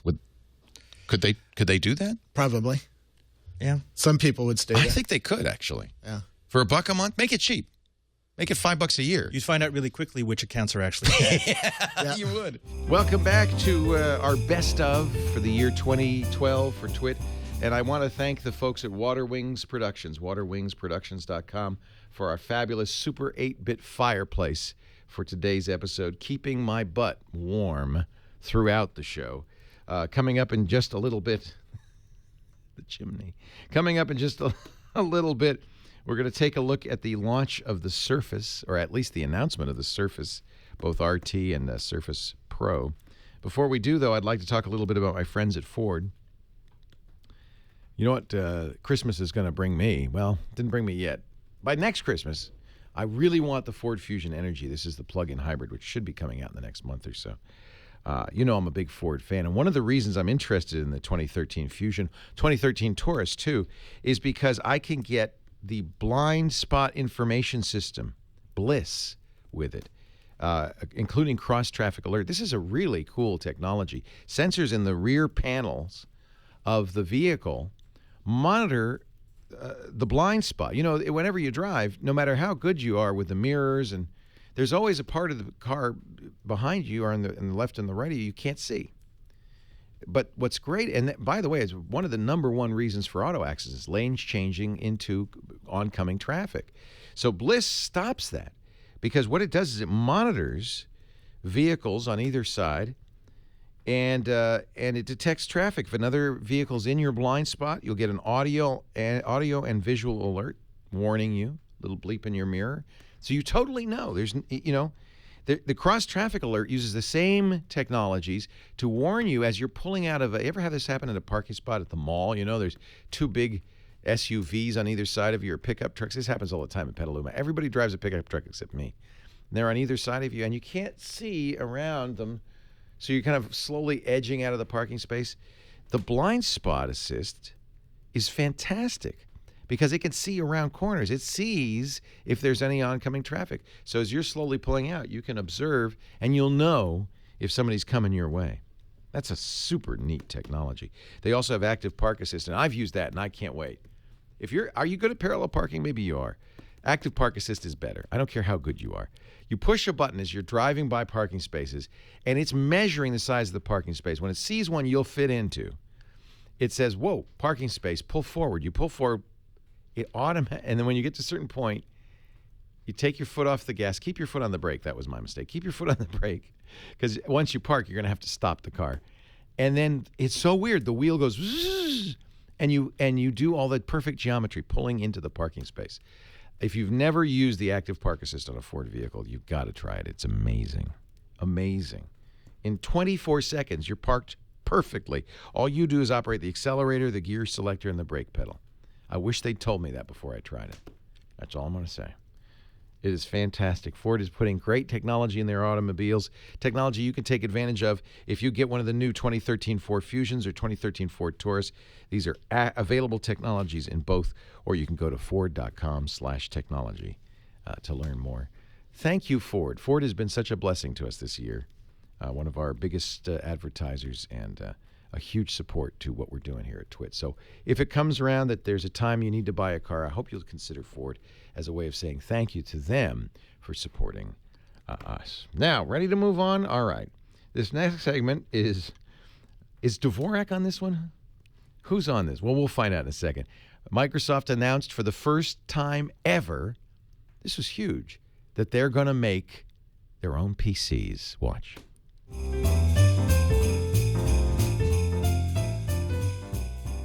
So is it hyperbole of me to say the biggest week in the history of Microsoft from Microsoft's point of view? Larry, did you go down? No, I was in Washington, D.C., but it was a big week. I mean, between tablets and phone operating systems, I don't know the biggest. Does it beat Windows 95 or Windows 3.0? It's Probably pretty close not, to Windows 95, I would say. It's pretty big deal. It's a big deal for them because they're betting the company on Metro. They're betting the company on their own hardware. A rumor is that they may have their own phone. That's a huge departure for Microsoft. So maybe it is the biggest week. Isn't it a new rhyme block? You weren't there either. I did not go, no. Yeah. I mean, it was definitely the biggest week I can think of since the Xbox 360 launch. You know, I do remember when the main Xbox, the first Xbox launched. That was a pretty big deal. That was a big one, but the Seattle 360 I think was much bigger. 360. Yeah. But I have to say, this to me is huge because Microsoft's changing its business model. Yeah. A really good, John Gruber wrote a piece about it on Daring Fireball, referring back to a guy named Dediu, and I don't, from a Simco blog. Yeah. I don't know, but he wrote, I thought, a very intelligent piece in which he essentially said, do the numbers, and what Microsoft realized was the writing on the wall. They'd made all their money selling expensive software on commodity hardware. And really, we always, Dvorak would always joke, well, whose wallet would you rather have, Bill Gates or Steve Jobs? It's better to be in the low overhead software business because it's all profit. But all of a sudden, that seems to have changed, and Apple has proved that, in fact, there's more profit in doing inexpensive software on very expensive hardware. And Dediu's premise is Microsoft saw the curves intersecting and said, we've got to do something about this. Does that make sense to you? Yeah, I think so. I mean, I don't think that they're looking at it as they're going to make money on the software. I think that they're looking at it as owning the whole banana, right, as we say. And a lot of this actually kind of goes back before the iPhone. As we really started to adopt mobile devices, something changed, and that was we had integrated experiences, and that means, at least in my opinion, a software stack and a hardware stack that are very closely tied together and that are not necessarily commoditized. And if they don't work well together, the whole thing falls apart. And so we started getting used to this, and then Apple raised the game with the iPhone. And then all of a sudden, it stopped being about operating system and hardware and, pick your hardware, pick your operating system. It became single great experiences that people came to expect. Right. And I think that that's what Microsoft really realizes. You have to, at some point, sooner or later, to match the great experiences other companies are creating, you have to own the whole banana. Mm-hmm. Horace says that by doing a little division, Microsoft, if you include the Office licenses and the Windows licenses, makes about $78 of operating profit per PC sold. Remember, they don't make the PC, they just make the software. He says Apple, if we do a little math, makes $195 per iPad sold. And as iPads start to outsell PCs... We're talking about Surface. Well, yeah. For a tablet. Well, that's why they had to do Surface, because... They were only doing the software, and then, of course, Lenovo and Dell and HP are doing the hardware. There's not much margin in hardware in the PC world. This is a major competitive disadvantage that they had for their hardware partners in the tablet space, because I think what I'd read, and I don't have this confirmed yet because I'm not sure if the final OEM pricing is out, but I think I'd read that they were going to charge $75 to $85 for Windows RT, which is their version of iOS. So basically. That would be the licensing cost to a tablet manufacturer. Right. So if I'm Asus and I want to create a Windows-based tablet, I'm going to have to pay $75 just for the OS, which if you look at the breakdown of what goes into one of these things, $75 is enormous. That's at par or maybe even slightly more than the incredible display on the iPad Ryan, 3. Isn't that a game killer for the third-party ecosystem? That's exactly what I'm saying. It's a huge competitive disadvantage to those guys because they can't compete on price with anyone else if they have to do $75 cost for the OS. So for Microsoft, it actually makes a lot of sense. Plus the fact, I don't know how good the hardware is going to finally be when we see the actual final version of it, but I would guess that Microsoft's going to do a really good job on the Surface tablet relative to other companies that are going to create tablets using the same software. In fact, I think Google did a superb job on its phones relative to HTC and some of the other players in terms of the branding. And so I think that essentially they're going to kill the entire ecosystem, which I don't get it in that sense. I mean, wait a minute. I don't know about that. I think they're going to kill. I agree that they're going to kill the ecosystem on the tablet, on Windows RT. But I think that there's still, I mean, look at Dell, Lenovo, HP. They've still got to sell Windows machines. They're going to sell Windows 8, aren't they? Mm-hmm. Or are they just going to be all Windows 7? What about, Robert, you deal with business. Business isn't moving to Windows 8. No, it's not. But this is why you've had, in this last week, the CEO of Acer came out and essentially... He laughed. He said, they're not going to make this. Yeah, he said Microsoft was going to fail. And the reason he gave for them failing is they're creating two products. They're creating their own product and they're creating the third-party market for the Surface tablet. But you know what? They only need one to win. They only need one to win. And Acer actually bet the farm against tablets. At CES this last year, they essentially surrendered the tablet market. They said that would be another reason for Microsoft to do tablets. Exactly. Even at Computex, we didn't see a lot of Windows RT tablets, right? I mean, it looked like I'm going to make a prediction. I got two predictions. And I agree with you, by the way. It's not just financial. It's also because integrating hardware and software makes sense. That's Apple's big advantage, right? They give a better user experience. I think by doing what they've done, Microsoft's going to – there's two things that are going to happen. One, I don't think anybody's going to make a Windows RT tablet. I think there's all going to be Windows 8. I don't know about that. I think you'll still see people making it. The problem is they're going to be – well, go ahead. And there aren't going to be many apps, even though there is – in theory, you could push a button when you make a Windows 8 Metro app and it's a Windows RT app. I think we've seen so many tablets like the Playbook, like the Zoom, like the Android tablets just die because there weren't enough apps for those tablets. There was no ecosystem. So $75. It's an unproven system. You can make it, it's just going to be difficult. You can make an Android tablet if you really want to make a tablet, at least have a shot at it. Microsoft's, kind of in the market. So how are you going to compete against Microsoft? So I think this kills Windows RT, except for a Microsoft product, and I think they'll kill it quickly enough because it's not going to be selling very well with just them making it.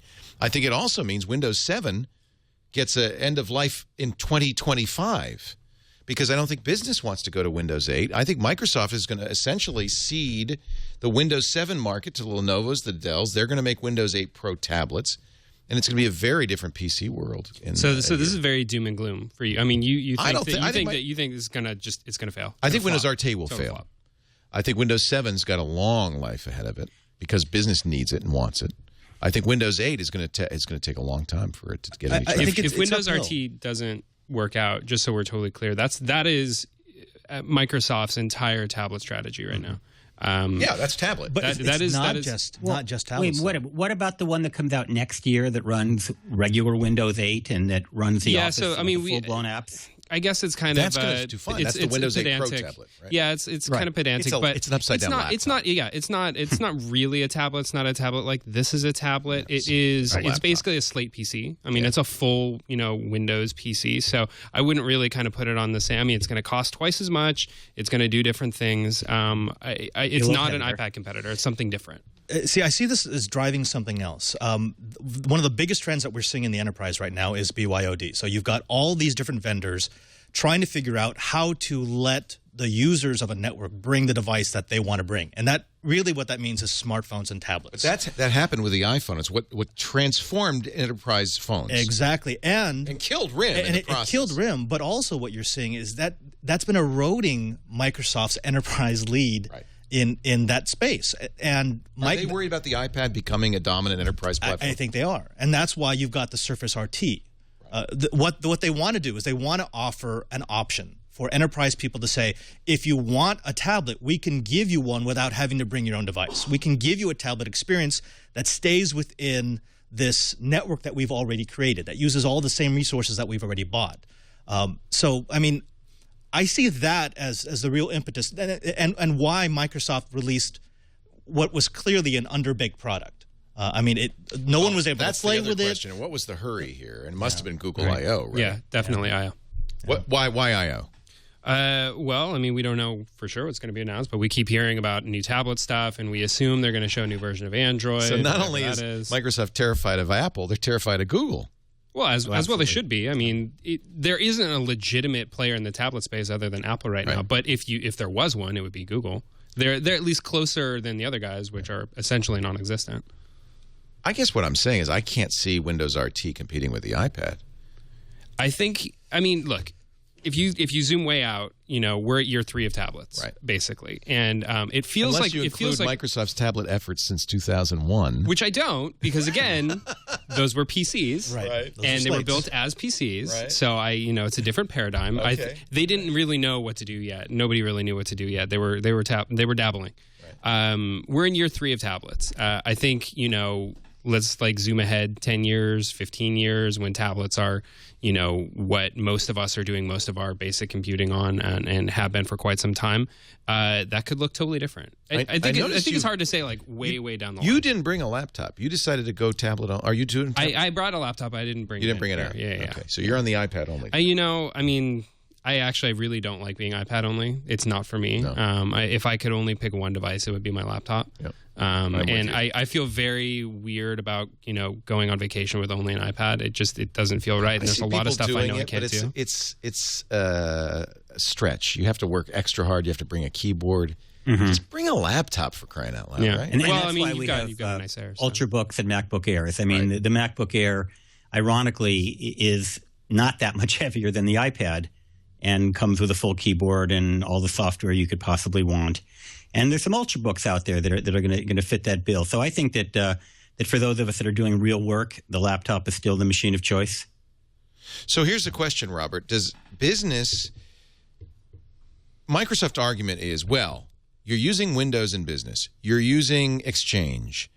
You want compatibility. We're going to give you a Microsoft solution that's going to fit better into your enterprise than the iPad. Mm-hmm. But isn't that what BlackBerry said? You've got BlackBerry Enterprise Server. Isn't that what the Windows Phone 6 and 6.5 was all about? Well, it integrates better. It works with Office. Mm-hmm. And that wasn't compelling when we got to the BYOD era. People brought iPhones. So Microsoft, I think, is counting on the idea that, we'll somehow integrate better into the enterprise. Right. And that's absolutely key. And it's something that they have proven they haven't been able to do in the Nobody past. has. They had an incredible opportunity with the release of Windows Mobile to tightly integrate it with Exchange, to make it a no-brainer to be able to use in the enterprise. And it's not there. It's actually easier to set up an Android phone on Exchange server than it is to set up Windows Mobile. And that's ridiculous. Your Outlook contacts don't sync with Windows Phone. Are you talking about Windows Mobile or Windows Phone? You're talking about Windows Phone? Windows Phone now. Because Windows Mobile, that was the key feature of Windows Mobile back in the day, up to 6.5, was that it had amazing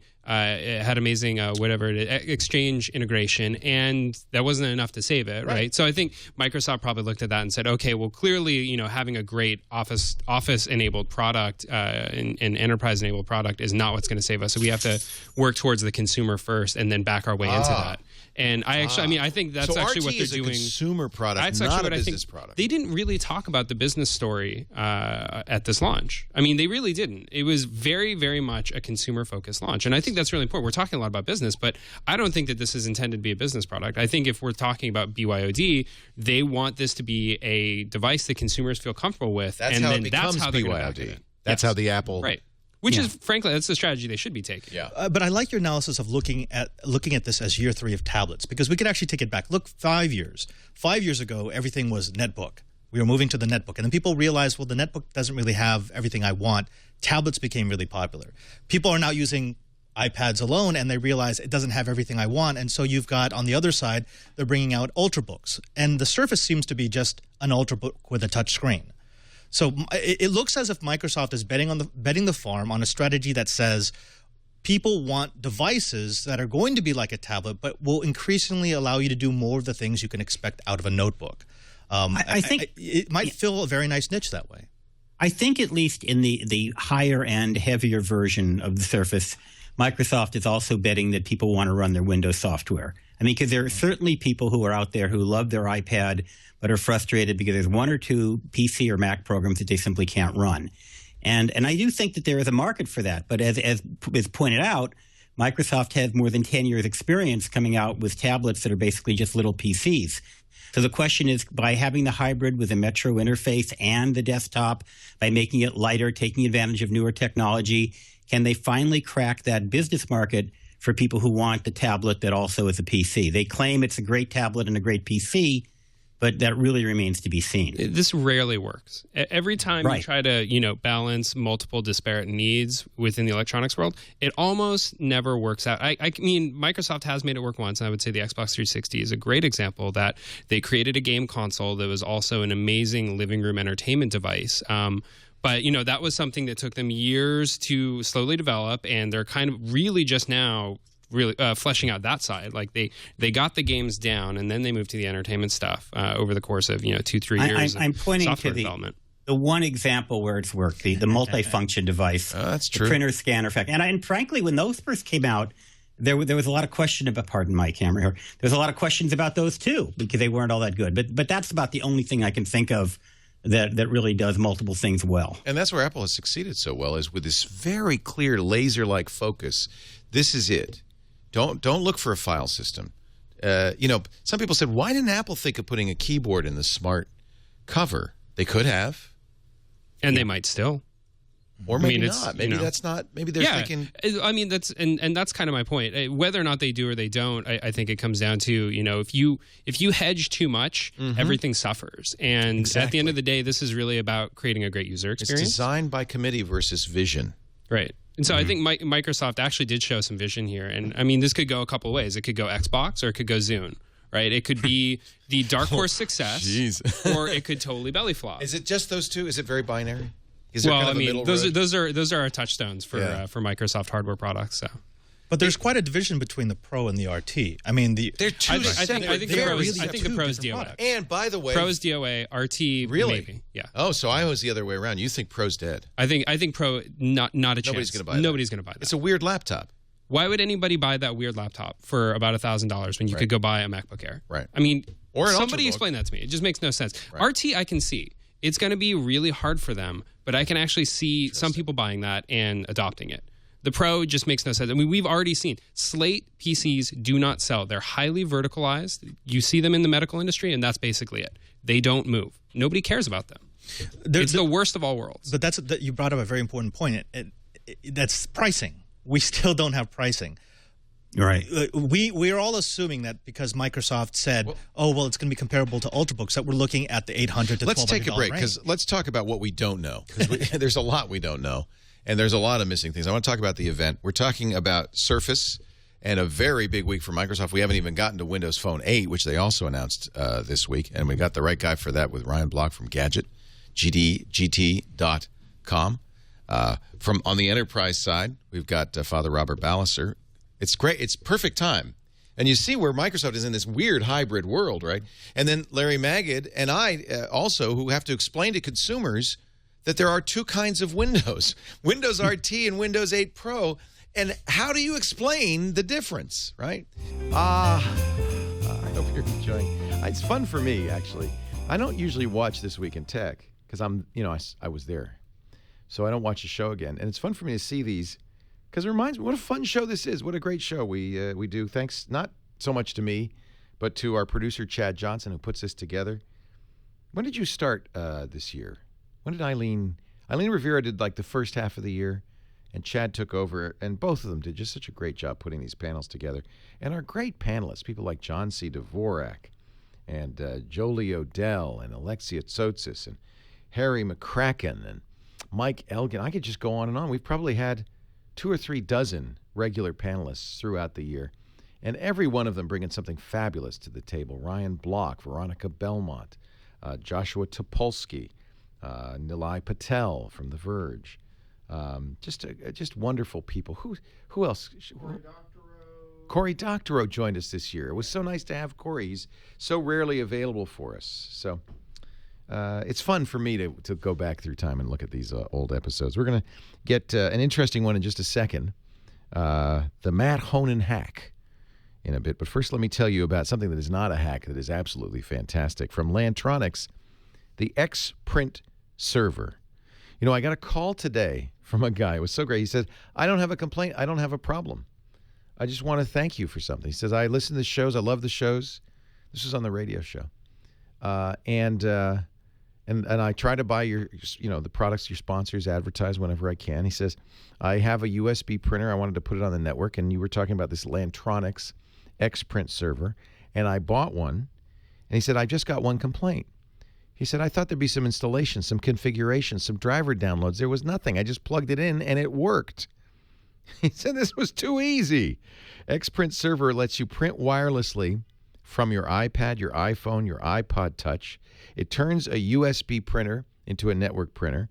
If you've got network printers, it makes them work better too. No need to print through apps, to install software, to email yourself documents for printing. You print natively right from the iOS menu. 4,000 printers are supported, all the big brands. And it's so easy because it automatically discovers and sets up all your printers, USB and network. You just open it, plug it in, and you're printing. Just like our caller said, nothing to install. Now, the Home Edition is normally $99 and supports up to 8 USB and 2 network printers. For most people, that's enough. We had a school administrator send us a note saying, I put this in my school network, and it found every printer in the whole school network. She probably used the Office Edition. That's $199, and that supports up to 8 USB and unlimited network printers. So it's a really great IT solution. You can find out more at xprintserver.com/twit, and when you use the offer code TWIT, you're going to save 20% off your order. So it's really affordable. xprintserver.com/twit, and when you buy at checkout, use the offer code TWIT to save. That's nice. They upped that one to save 20%. We thank Lantronix so much. One of our new advertisers on This Week in Tech. The name Matt Honan, I've known Matt for years. He is he writes for the Wired Gadget blog. I've been a fan of his. I think he's kind of been a fan of ours for a long time. We've certainly chatted. And I was so devastated, so sad when he told the world he'd been hacked. I mean, badly hacked. They'd got into his Gmail. They'd stolen his Twitter account. And worse, they got into his iCloud account and used a feature of iCloud to delete everything on his iPhone, his iPad, and his MacBook Air. Matt was devastated, but I give him a lot of credit because he told the story. He explained what happened. He ended up talking to the hacker who did it.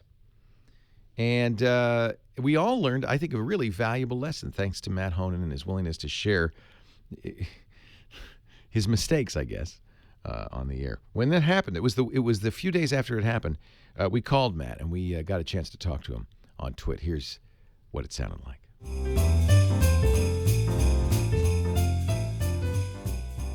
But before we get into the meat of the matter, I wanted to introduce Matt Honan. I've known Matt for quite some time. You might remember him from Gizmodo. And are you working for Wired now, or are you just freelancer, Matt? I am. I'm a full-timer at Wired now. Full-timer at Wired. And I read an article that just terrified me, a blog post that you wrote on your blog about getting hacked. And it's if you can read it at emptyage.com if you want to read the story. But I thought we'd get Matt on because I think it's I think this is a kind of morality tale for the cloud generation. What happened? I mean, I think that there's several things that are interesting about it. I think we're all sort of increasingly relying on cloud services, and a lot of us, myself at least, tend to link accounts together, and both of those things, when combined, can make for some really dangerous situations. So you had an iCloud account. Right. And you turned on a feature of iCloud, which I think is actually a useful feature. It's the remote wipe feature. So they've had for a while with the Find My iPhone, you could remote wipe a lost iPhone. And they now have, and I think this is new in Mountain Lion, I don't remember it before, the ability to remote wipe a laptop. It was certainly a Lion feature because I haven't upgraded to Mountain Lion on my on my MacBook yet. But yeah, and So what happened, if you're ready for me to get into it, what happened was Friday, I'd left work a little early and was home just before 5 o'clock. And I started playing with my daughter, and my phone died, or it looked like it died. And I went to go plug it in. And when I plugged it in, it started up to the screen, the start screen, like the initial start screen that you get when you first get a new iPhone. It says plug into iTunes. And I thought, oh, that's weird, but, you know, things happen. And I went downstairs to connect it to my Mac, because I'd backed up really recently to my desktop, and restore it from that backup. Oh, I'm sorry, I should say, when I tried to log into iCloud, it said my password was wrong, and I didn't think that much of it. I went downstairs, flipped open my MacBook, and it almost instantly went to a gray screen and asked for a PIN to log in, a 4-digit PIN. And at that point, I knew I had real problems. And what turned out that had happened was that someone had hacked into my iCloud account using basically social engineering techniques, and they were able to remote wipe my iPhone, iPad, and MacBook. And because I'm a terrible computer user, I hadn't backed up my MacBook in a really long time. Well, and you did something else bad, which was you had iCloud as your password recovery for both Gmail and Twitter. Actually, just Gmail. So that was, yeah, that really exasperated things. So what happened next was that the chronology of events was basically, and I've been in touch with the person who hacked into my account. They were ultimately trying just to get my Twitter. They just wanted my... Because you had the Gizmodo Twitter account. They weren't even trying to get to the Gizmodo Twitter account. They just wanted Matt. They just wanted Matt. The Gizmodo Twitter account was just a bonus. They didn't even realize it was connected until they got into mine. At some point, you can link Twitter accounts. And so at some point, when I worked at Gizmodo, I had linked my Twitter account with Gizmodo's Twitter account so I could, not have to log in and log out every time from the web. Right. And that hadn't been undone since I left. Even though you had left Twitter. I mean, Gizmodo, yeah. Right, yeah. So I was still linked. They didn't actually have password-level access to the Gizmodo Twitter account. They just had password-level access to my Twitter account. So what they did was they used a social engineering technique to get to my iCloud account. They used my .Mac email as the backup email for Gmail, got into my Gmail, and then used Gmail as the account verification for Twitter, and got into my Twitter account. Wow. Now, you did a few things wrong, and there's going to be pedantic people I know in our chat room who said, well, if you had only done this, this, and this, and of course, but this is the kind of thing we're all doing, and this is kind of the reason I think it's a morality tale. You at first thought your password maybe had been hacked or brute forced. Right. Yeah, that was my initial suspicion. I mean, I just thought that, I had a 7-digit alphanumeric password, and that's pretty weak. I've had it for years, yeah, and that's pretty weak. And I just haven't changed it in years out of laziness. I don't use it anywhere else, but that's not a good password. I mean, most of my passwords, I use one password, and most of my passwords now, the new password generator, 15 characters, 16 characters. And so I thought, okay, well, someone used some sort of technique to crack my password. A lot of other people were speculating that someone had set up some sort of intercept to keystroke logger or something. But as it turned out, both the hacker told me and Apple subsequently Apple Tech Support verified with me. Someone called Apple Tech Support at 4:30 on Friday, or about 4:30 on Friday, claimed to be me, knew some details, knew enough details, and was able to have a temporary password issued. When the temporary password was issued, they were able to log into iCloud and completely change the password. And that was kind of step one.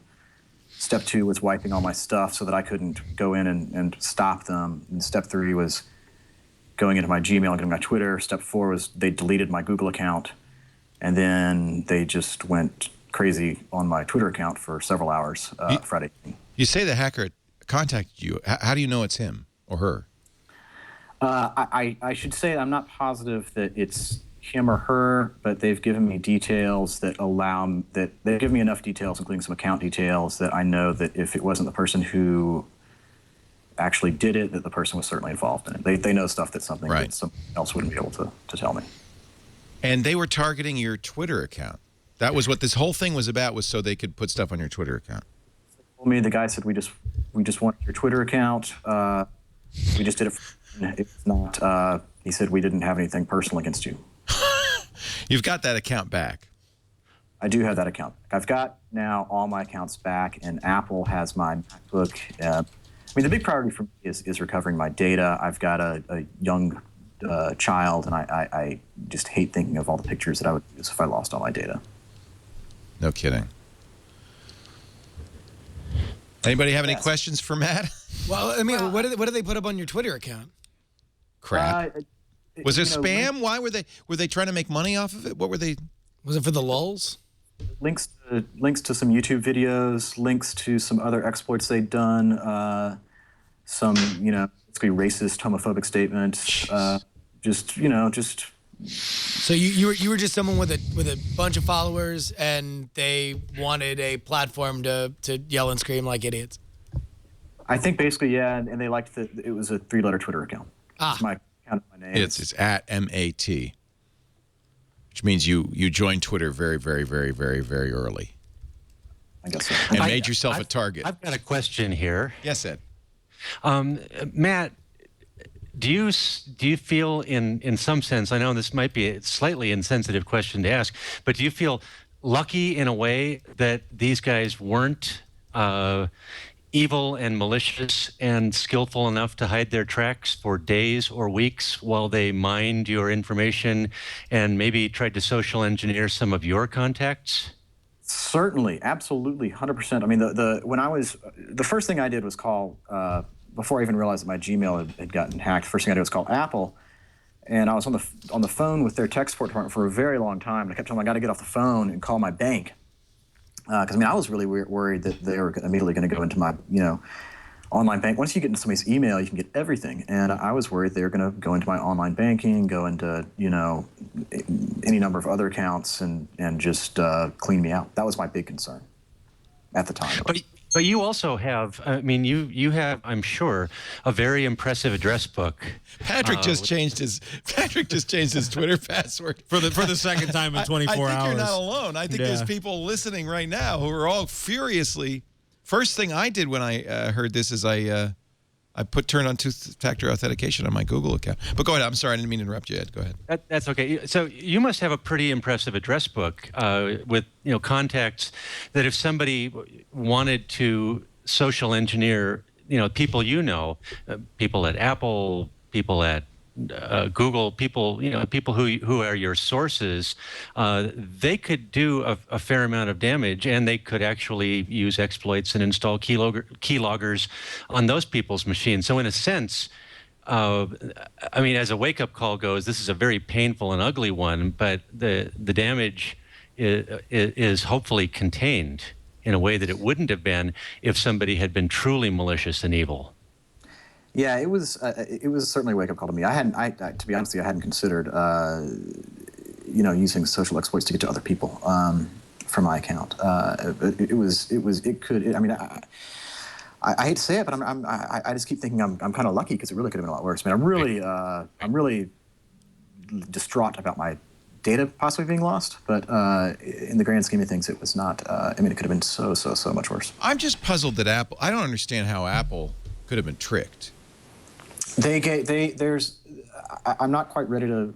I'm probably gonna reveal this in the Wired story tomorrow. I've got an email into Apple about this, and I want it to give them both a chance to respond and to fix this. But there's some information that you can know about someone's account that lets you bypass having to answer the security questions. So there's a flaw in their system.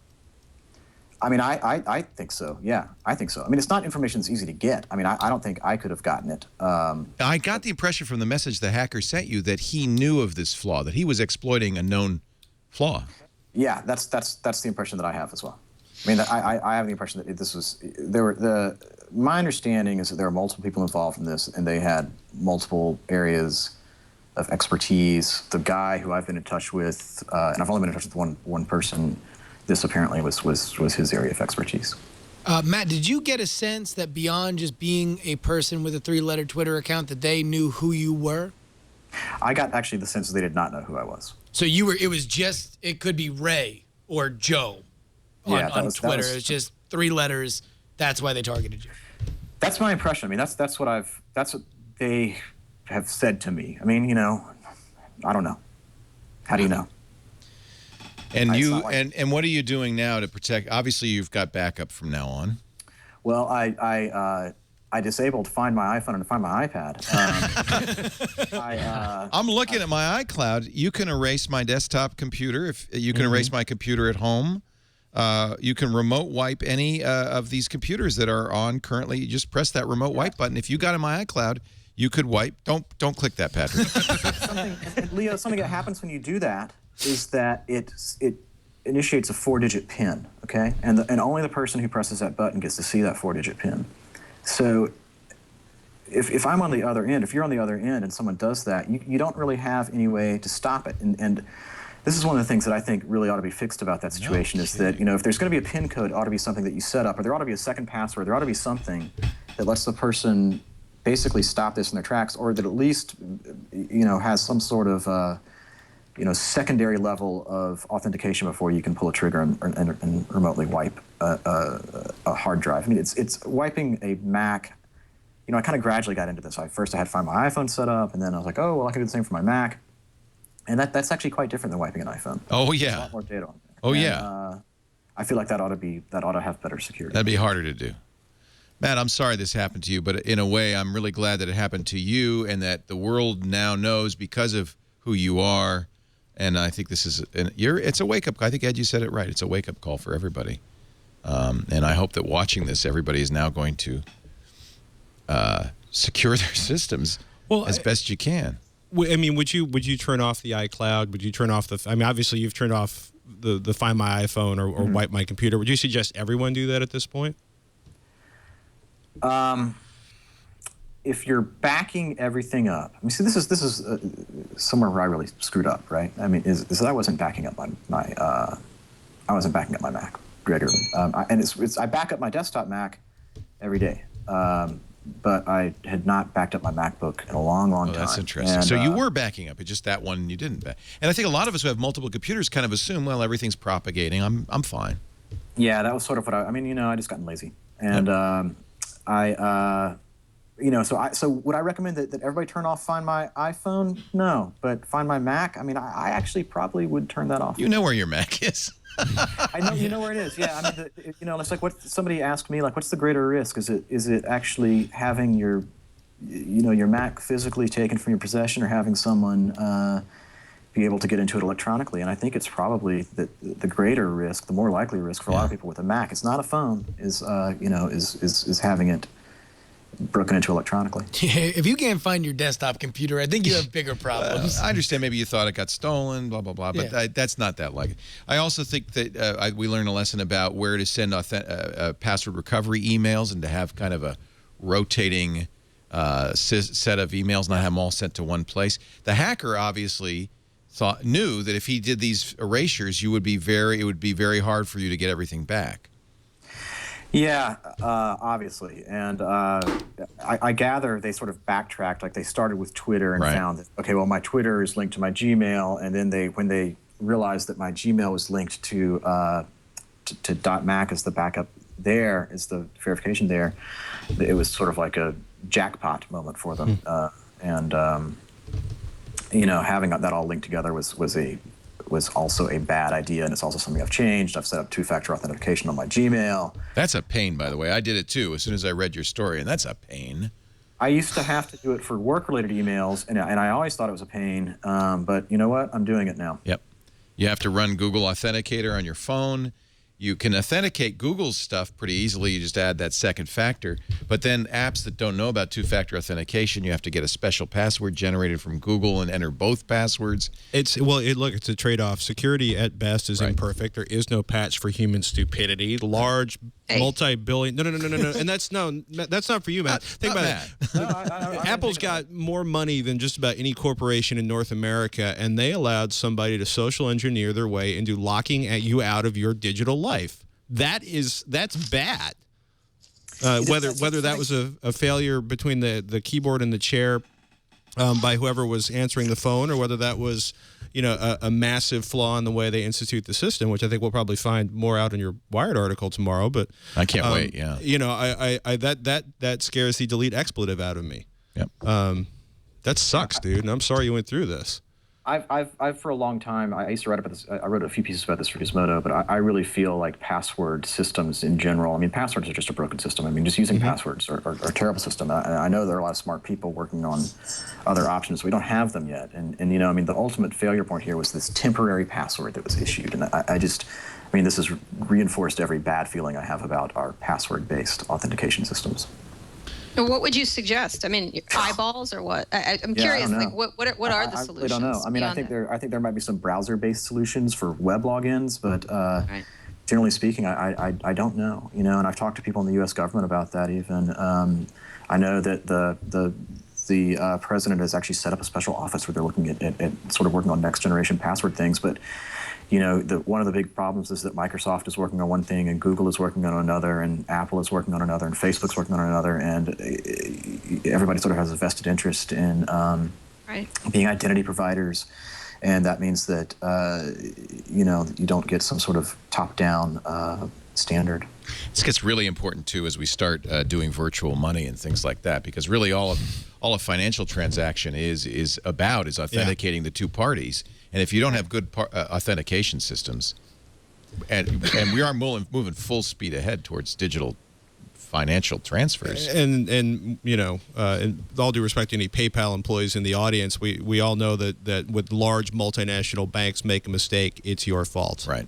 Yeah. We're going to lock you out of your account forever. I like second factor authentication. I think that's a good start, and I think sending a 4-digit passcode to a cell phone one-time use, or having something like Google Authenticator or the Blizzard Authenticator give you these rotating numbers, I think that's a pretty good start. I'm going all cash. You'd have to steal my phone and steal my password. I'm going straight barter from here on out. Matt, we're going to let you go. Thank you. Matt Honan, I'm sorry that happened to you.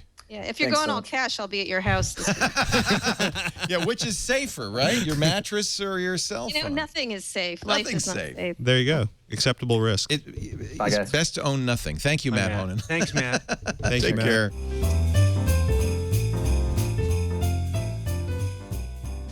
Maybe you can go home on Wednesday, right? Instead of wait until Thursday, that kind of thing. And you could probably chime in via that iPad Mini of yours. There you go. Segue. Speaking of the Mini, it's here. Came on Friday. Apparently sold out already. Sold out already, yes. But apparently you we could don't get know one what in that means. Stockton. Do you know where is Stockton? Not far from here. Let's go. Road trip. Malik had to go and had to go and get one in Stockton. He was having such a hard time. Yeah. He wanted one that bad. He was like, I think I'm going to wait. And I was like, you're not going to wait. Just get it. And he's like, okay, I'm going to get it. But all you get now is the Wi-Fi, black or white. Black or white, yep. Or you can spray paint it. You got the black there's no 3G? with a white. There's 3G, but that comes at the end of the month. So I have the black one here. With a white cover. Just the white cover. So I have to say, I've never believed that the iPad was a mobile device. It's too heavy and big. It's too heavy. It's too big. Yeah. It's like it's a second laptop. It just doesn't have a keyboard. That's because you're a welterweight. Because he has a MacBook Air 11-inch. Fighting. As do we all. But Really? This is like the first. No, look. What? These three, we have the same 311. Oh, I thought you were talking about something else. I was talking about the thing I just said. I don't know what you're talking about. I'm sorry. It's okay. Get this man another drink. Up briefly. Yeah. But I thought just hanging out with you would help, but I guess not. Continue, Jarvis. I'm going to continue on the 7.9 inch. 7.9 inch. 7.9 inch device. Yeah. Much more realistically sized. Yeah, much more realistically. Or for you, there's the iPhone. It's 5 inches now. It's smart. 4? Yeah, Really? Yeah, it was 3.9. I always like to, that optical inch, the extra optical inch. But anyway, that's another matter. Depends on the weather. So I really like this thing. I mean, sure, it doesn't have the Retina display, and I feel like that was kind of a cheap shot because they could have easily put it in. Because they clearly put it in the phone. Why would you de-retinize? The phone and the iPad, the touch. Yeah. But what do you think of yours? They wanted to compete on price, right? Against the but Nexus that's 7, a mistake. Right? I think that's a mistake. Apple never wants to compete on price, do they? Really? It's interesting. Nick and I both independently came to the same conclusion, which was that Apple has deferred. You wrote an article about this. So it's planned obsolescence. They deferred an 8-megapixel camera and a Retina display in this thing. They could have easily included it because they want to do it. They want something for next year. They're going to do it 6 months from now. Right. Exactly. And so what it is it's planned obsolescence. So planned obsolescence was developed in the 1940s or 50s with cars. IBM used to do it. They would hold back innovation, stagger step them out in the 50s with mainframe computers because they wanted to sell new models. Cars, same thing. Fins. Cars, the catalogs. It was the fins. So they did larger fins and smaller fins. So what's the timing on when this gets a real display? I think it's going to be September to September. It'll be in the fall from a year. But and they'll sell 10 million or whatever it is, but it's just... My general take was Apple should not have... I think you're right, Brian. I think that they were somewhat aware of the low end, but look what happened. Google came out and said, okay, we'll take $50 off the Nexus 7. The problem is you cannot compete at the low end because neither Google nor Amazon has the same business model as Apple. Correct. Google makes money when you use it. Amazon makes money when you use it. Apple makes money when you buy it. So when I covered the release of the Kindle HD, and I spoke to Bezos, That's what he said. And he said, I don't care if you have the first Kindle in your drawer or this Kindle. He's like, we just care if you buy books and if you buy media from us. Whereas for Apple, it's if they care if you have the newest device. The hardware, it's the margin on the hardware. They probably make some money on the ecosystem after the fact, but mostly it's on Here's the question for the crew. What's more important in the long run? Is it going because I'm kind of fed up buying new Apple devices. I'm not running out. I think what's starting to happen is there's going to be some fatigue. I think the 5 is the beginning of that. This thing may be as well. So in the long run, is Amazon have a better business model because they're based on the media, not the device? In my opinion, the Amazon Kindle Fire HD, which I've used extensively, is not very good. I agree. It's a bad UI. It's a bad UI. Yeah. The Nexus 7, on the other hand, is extremely competitive. It's $200 for 16 gigabytes. It's got a higher res screen. The only thing lacking, it doesn't have a rear-facing camera. I think most people don't care about that. Yep. And so my recommendation was not to buy the Mini. If price is an issue, get the Nexus 7. The Nexus 7 is a wonderful, wonderful device. And I think Apple should have, and I think you and I both before the show agreed to this, not have said we're going to make a competitive low-price product. We're going to make a small iPad, and we're going to charge whatever we need to charge to make it a Retina Maybe display. like an iPad Mini. Yeah. Yeah, like an iPad Mini. Mega Mini. Now, do you think that they would have been better off if they had offered, because the press event was obviously, it was a heavy focus on the iPad Mini and then a minor focus on the latest revision of the iPad. I almost feel like the fact that they tried to pull this, as they're very good at in general, this breathless new innovation, something you've always wanted for essentially what's a mushy middle product. It's something that pretty much just bridges the gap between your cell phone and an iPad. I think they would have been better off if they played it down as an afterthought, focus more on the new iPad revisions and then say, BT dubs, people seem to like smaller devices, so we made one of those for you too, if you're interested. Then they could have charged $100 more and nobody would have complained. That's not Apple's way, though. Somebody just said on the thread they feel bad for Apple. It's a $650 a good idea. I mean, they have $121 billion in cash in the bank. Sympathies are misplaced. They could buy Greece. What's to feel bad for? That's the answer to your question. You were asking whether or not Amazon had the better business model. Clearly not. Otherwise, they would be an Apple's place. But I remember for years. He said in the long run as well. In the long run, because I remember for years we said, whose wallet would you rather have, Steve Jobs or Bill Gates? Right. Bill Gates had a model where Microsoft paid very little for, software's free. They don't have to, and they charged a lot of money. But as time went by, Apple's business model actually turned out to be the better business model. And I think part of the choice is, are there limited? Is there a declining marginal return on the awesomeness of the hardware beyond which you're just not impressed anymore? Well, that's what's happening. And then what is this? What is the thing? The thread between all these devices? They're rectangles. Yeah. And what's going to happen is they're just going to get thinner and thinner and thinner, and that's it. So when do we stop caring about the specs? And then on the second term, well, we already do. If it's a service issue, who's got the better ecosystem? Am I locked in? That's what it comes down to. Is the three screens. iTunes, to my account, to the wallet they have, to the investment I've already made in my TV subscriptions there, or am I tied into Amazon because of my book relationship with them and my shipping relationship, my Amazon Prime, or is it to Google with their burgeoning thing? Okay, so that's really attachment. That's really interesting because I am tied into Amazon with my books because it works on any device. Same. Apple, I don't buy books from because it works on Apple devices. No, but I do buy most of my TV through Apple. Yes, but that's because it's a one-time thing, right? It's I watch it once. You don't save your TV shows and watch them later. That's true. But books are Kindle. So things that you want for an extended period of time, you're going to go with the brand that allows you to do that. Things that you want immediately, you'll go with that. In music, I go with neither. I do predict audio services that we're going to hear record sales numbers for the iPad Mini. Of course. Absolutely. So what are we saying? We're not saying that it's not going to be a success. What we're saying is, what I believe is, I bought this cable here, right? And that's driving me crazy. This is a fire lightning cable to USB. $29 effing dollars. Okay, seriously, screw you guys, because this thing costs 50 cents to make. Because you know what? Every single one of these cables that comes out, there's a third party that makes them, and they cost 50 cents. These have authentication chips, and so they are more expensive. Okay, 56 cents. Yeah. Okay. Right. I mean, that's a huge difference. That's like a more than 10% difference. But as a customer, Sorry, go ahead. As a customer, it's annoying. It's like completely frustrating and disrespectful. And because Apple did have to move everybody from that 30-pin connector, they should have really charged cost for these, at least to make up for the fact that you're going to have some pain. You're going to have to buy a bunch. Exactly. Of I've spent $200 on lightning cables. I have too, and it's really frustrating. And it's really frustrating. And I think that it's not fair to the customer. I really truly believe it's not. But it's not hurting Apple's bottom line. I know. At all. And that's fairness is it going to? And well, and that's the I don't question. think so. Fairness to the customer is ultimately measured in sales. Well, I mean, yes and no. I mean, there's a long term and the short term. In the short term, of course, they're making money hand over fist, but they're eroding their long term brand value. Yeah, this is the cashing in. This is what you see. This is but I got to say, they've been doing this historically. Remember how much Apple charged for RAM? They stopped doing that, but they used to charge 5 times what RAM cost when you bought a Mac with more RAM. Yeah. What's your and it didn't hurt them, did it, Brian? Well, I mean, again, it's tough to say right now. I mean, it's in a post-Jobs era. It's very difficult to know whether or not any of these things are chipping away to what extent. But you know, in many ways, brands tend to get to the top of their game and then they begin to cannibalize themselves because they can't resist taking advantage of all the power they have, not realizing that for all the money they get, they are chipping away at their value. Absolutely. Well, and you saw that. You know, you see with the cables. You saw with Maps, which was a forced downgrade to many of its users, would you have been led to expect a certain service level, and then they violated that trust and that expectation. So, in fact, I talked to somebody on an iPhone 4 on the radio show today, and she, as you would normally do, installed iOS 6 because Apple said you should install the new update. Why would you not? And all of a sudden, it took away features. Yeah, upgrades don't decline. She was very upset. It shouldn't reduce quite the value. reasonably so. Yeah. And I don't know if we actually put this in our story, but I'm going to break some news here. Exclusive. So, exclusive on TWiT.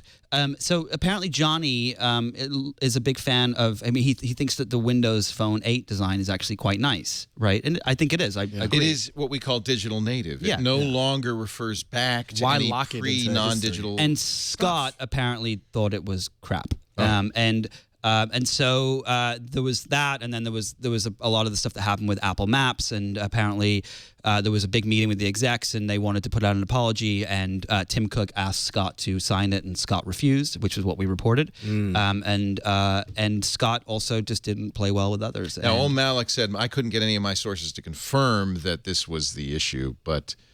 which part? The part about signing the letter. I think that was one of them, but there's been a lot of tension. It makes sense though. You're the CEO. You want this apology. You're going to do this apology, and when you're forced to sign it yourself because the guy responsible for iOS said, "No, I am not signing it. I am not." Here's an example. This is this photo booth in Snow Leopard, which is fairly clean and simple. Here's photo booth in Lion. It's got red velvet curtains. Exactly. It's got a that always irritates me. And Game Center. Game Center is awful. Green baize. It makes me not want to have fun. Game Center like, looks I go like to Game Zynga Center designed to have it. fun. It's totally. And then it unfunds me. In Scott's defense, Scott single-handedly, was one of the people that put iOS where it is today. There are hundreds of millions of people on iOS. I mean, 100 million devices. People point to Siri and Maps as a debacle, but everything else has been hugely successful. Yeah, exactly. And I think I think that what happened when Steve was running the company, you can ask Walter Isaacson, Adam Lashinsky, all these guys that have written books on this. When Steve was running the company, he enjoyed and he liked and he promoted the tension within the company. He wanted that. He wanted that because it created a creative force, and I think it worked. Like when Lincoln. you have people that are like skeuomorphic's amazing, and people are like it sucks. It works when you have a dictator who can say you're right. We're going to do it this way. Right. But if there's nobody with that strong leading it, it's very. And so when Steve left, there was a giant power vacuum at Apple, and to which I stepped. It's me. It's me, everybody. I'm actually the guy behind the curtain. One of the stories was that Scott was very preening and grooming himself to be the next CEO. He, nobody else thought this, but he thought he should be the next CEO. And I've heard this from several sources, very senior people too, and other people have reported it. He believed that he should have been CEO, not Tim. And so there's a problem right there. And I think there's a problem right there. And I think that and the thing with Scott. The thing with Scott was, I mean, in the game of Apple, you become CEO or you die. Yeah, exactly. That's probably true. That's good. I love Schwood. But when I interviewed Walter Isaacson, I did a Q&A with him after the book came out, and one of the things that he said that really stuck out with me was Steve Jobs was there was half of him that was this creative genius, and there was half of him that was this technical genius, if you will, right? And there was also problems. He's not the greatest guy ever, but that was the gist of it. And when you take Tim Cook and Johnny Ive and you put those two together, they are that. So Johnny is the creative genius. Tim is the business genius, and they together make what essentially Apple was with Steve Jobs. Well, and that's what you have now, because Johnny Ive, this is the first time at Apple that I can remember somebody being in charge of everything. Yeah. He's in charge of human interface design across all products. Which makes sense. Oh, yeah, I think so, too. Yeah. And I think that you'll start to see a much more beautiful and consistent user interface that spans every single part of the OS. Eddie Q, who was the iTunes guy, is now responsible for software across the board. Now, do you think Scott needed to go? I mean, what is your sense of it? There were reports, I think it was in your story, in fact, that people were celebrating. They were going to the bars and saying, ding dong, the witch is dead when he was fired. Yeah, there was somebody that said it's better than the Giants winning. That was a source. Wow, which is that's saying a lot, coming from someone in California. There's one thing that really surprised me in the media coverage of this is people were saying, Maps was amiss, but then they listed Siri as a black eye, and I've never thought of Siri. I'm somebody who's on the road, always behind the wheel, or riding my bike. I use Siri nonstop, and I find it in general really good. And I was surprised that we didn't hear more Siri talk at the last. I'll tell you why Siri is a failure. First of all, they bought a program, Siri, that did more than Siri does even today. It never got out of beta. The network has been highly unreliable. So I don't know about you, Brian, but don't you find that at least some large percent of the time you try to communicate with Siri, she comes back saying, I'm sorry, I can't help you and it's not just a 3G thing, it's Wi-Fi too. Right. Yeah, well, it's Siri's network, not us. Yes. Yeah. When it happens, it almost exclusively is because of connectivity issues, not because she misinterprets what I'm saying. No, it's not. And I think that's a common misconception that you're having connectivity issues. It's North Carolina. It's their data center is not responsive. And I know that because it happens here when we have very good connectivity. You don't think it's a matter of the consumer product not being appreciated. You think it's a case where the infrastructure is not strong enough, and that's why they're not continuing to build on it? I believe that's part of the problem. I don't know. Maybe Nick knows better what the thinking is inside Apple. But Siri should be out of beta by now. Siri should be better than it is by now. It's just now getting as good as it was when they acquired it. Personality. You should be able to download different personalities. I want mine to be the Knight Rider car. I want Kit to be Siri. I would pay for that. If you look at go back to All Things D when they demoed Siri before it was purchased as Siri, before it was purchased by Apple, and there was these great things where you could say, what are the 5 biggest lakes in California? Like, what's the temperature in South Dakota compared to the temperature in North Carolina? It's a very and they stripped all these things out, and I think that if they're going to do it in beta, do it in beta. Like throw everything in there and let us have fun and play with it, or strip it out and say it's not in beta or whatever it is that you need to do. I would guess, Brian, that your good experience with Siri is because you have limited severely what you try to do with it. Yeah, I mean, you know what Siri's going to do well and what she's not going to do well. Right. And I guess part of that, it's very compartmentalized. You could do the parlor trick of asking, what's the mass of Jupiter? And it calls up, the stuff from Wolfram Alpha. Right.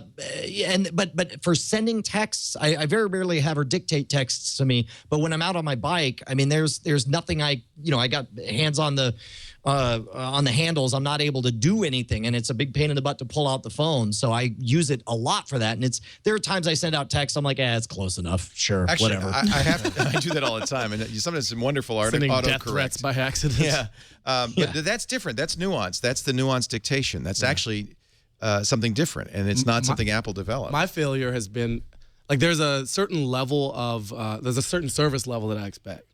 And when it fails, then my trust in the system is degraded. So it becomes binary for me. If it doesn't work, 98+% of the time, it works 0% of the time. Exactly. And so when I will dictate a query or a transcription, and it pings the server and gives me little beautiful purple dots, and then comes back with 0. And I've just dictated a whole paragraph and it's gone. It's I'm like getting really sick of those I dots. never did anything. Yeah. It's like I just did work. It's your turn. Like, it's a partnership. Anyway, I think it's reasonable to say it isn't widely acknowledged that Siri is a flop, and the fact that No, just not nearly as the great fact as that it everybody's should be. saying Scott Forrestal's flops, Maps and Siri. I understand what you're saying, Brian. It's like, well, really, was Siri such a flop? Well, I'll tell you what, man, it's something that I've wanted. I mean, if you go back to listening to one of my first appearances on This Week in Tech, it was like all I wanted was that microphone button on the keyboard so that I could start voice dictation. And it took years for it to get there. And now that it's here, I'm thrilled. But I think I would say he was not fired over Maps and Siri. No, I think that's it was convenient, but that's not what. Yeah, I mean, I think it was just it was everything. It was like, and I think that there was really a power vacuum going on in Apple, and there still will be, and there still is. You know, We've seen this before. Remember, Google did a reorganization, and somebody was left out of that. A woman named Marissa Mayer. Yeah, exactly. She was pushed down very far. Yeah, and it's not unusual, especially with a new CEO. In this case, Larry Page. In this case, Tim Cook, to come in and put a stamp on a company. Say, these are the people I trust. This is how I'm going to. And the organization is going to be a little bit different because I'm not Steve Jobs. Correct. And Apple, of course, wants to make sure that people know that it is run by Tim Cook. That's really the bottom line. That makes sense. That's the He's got to sacrifice something. This is what every new king has to come in and establish dominance. Well, there's another and sacrificing, a high-ranking member of the family to make now make you're it going clear. all Tyrion Lannister on us. That's Just telling the it buck like stops. this, like Exactly. sorry, bro, some heads got to roll. You got to always pay your debts. All right, and you so, got to kill let's somebody. do a little foreshadowing here. So Scott Forstall, he ran a very large part of an organization at one of the biggest companies. Oh, in he the works world. for me now. Where is after he works for Baratunde? Where does he go now? What is next for Scott Forstall? Is he going to develop the next lighting company? Because based on skeuomorphic design. Do you like Hue? Hue. Philips Hue? I don't know what you're talking about. What do we think? That was a great. All right, So Philips has created it's very expensive, $200 for 3 light bulbs. But you have to get a kit that attaches to your Ethernet. Jeez. and controls the light bulbs. You could take a picture of something with your iPhone and say, I want this color. It's their RGB light bulbs, and they will change the room to the color of the thing. I take a picture of you, Baratunde. My room is dark. The Hue Philips. So what's the point I'm looking of this up.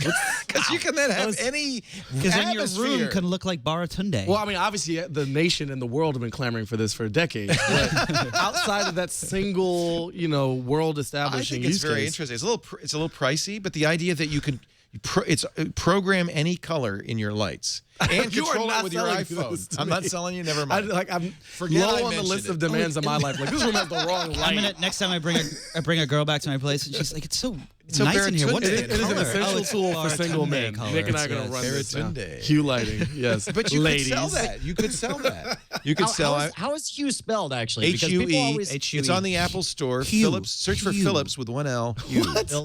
Philips Hue, Hue. because the thing is I can't get the lighting on these lights in the studio right, so I always end up looking pinker when I'm here than I do. And of course they make fun of me incessantly in the chat room. But when I'm there in the studio, I look normal, but here I look like a pink monster. So I'm going to get these. I've ordered it, but they're 3 months out.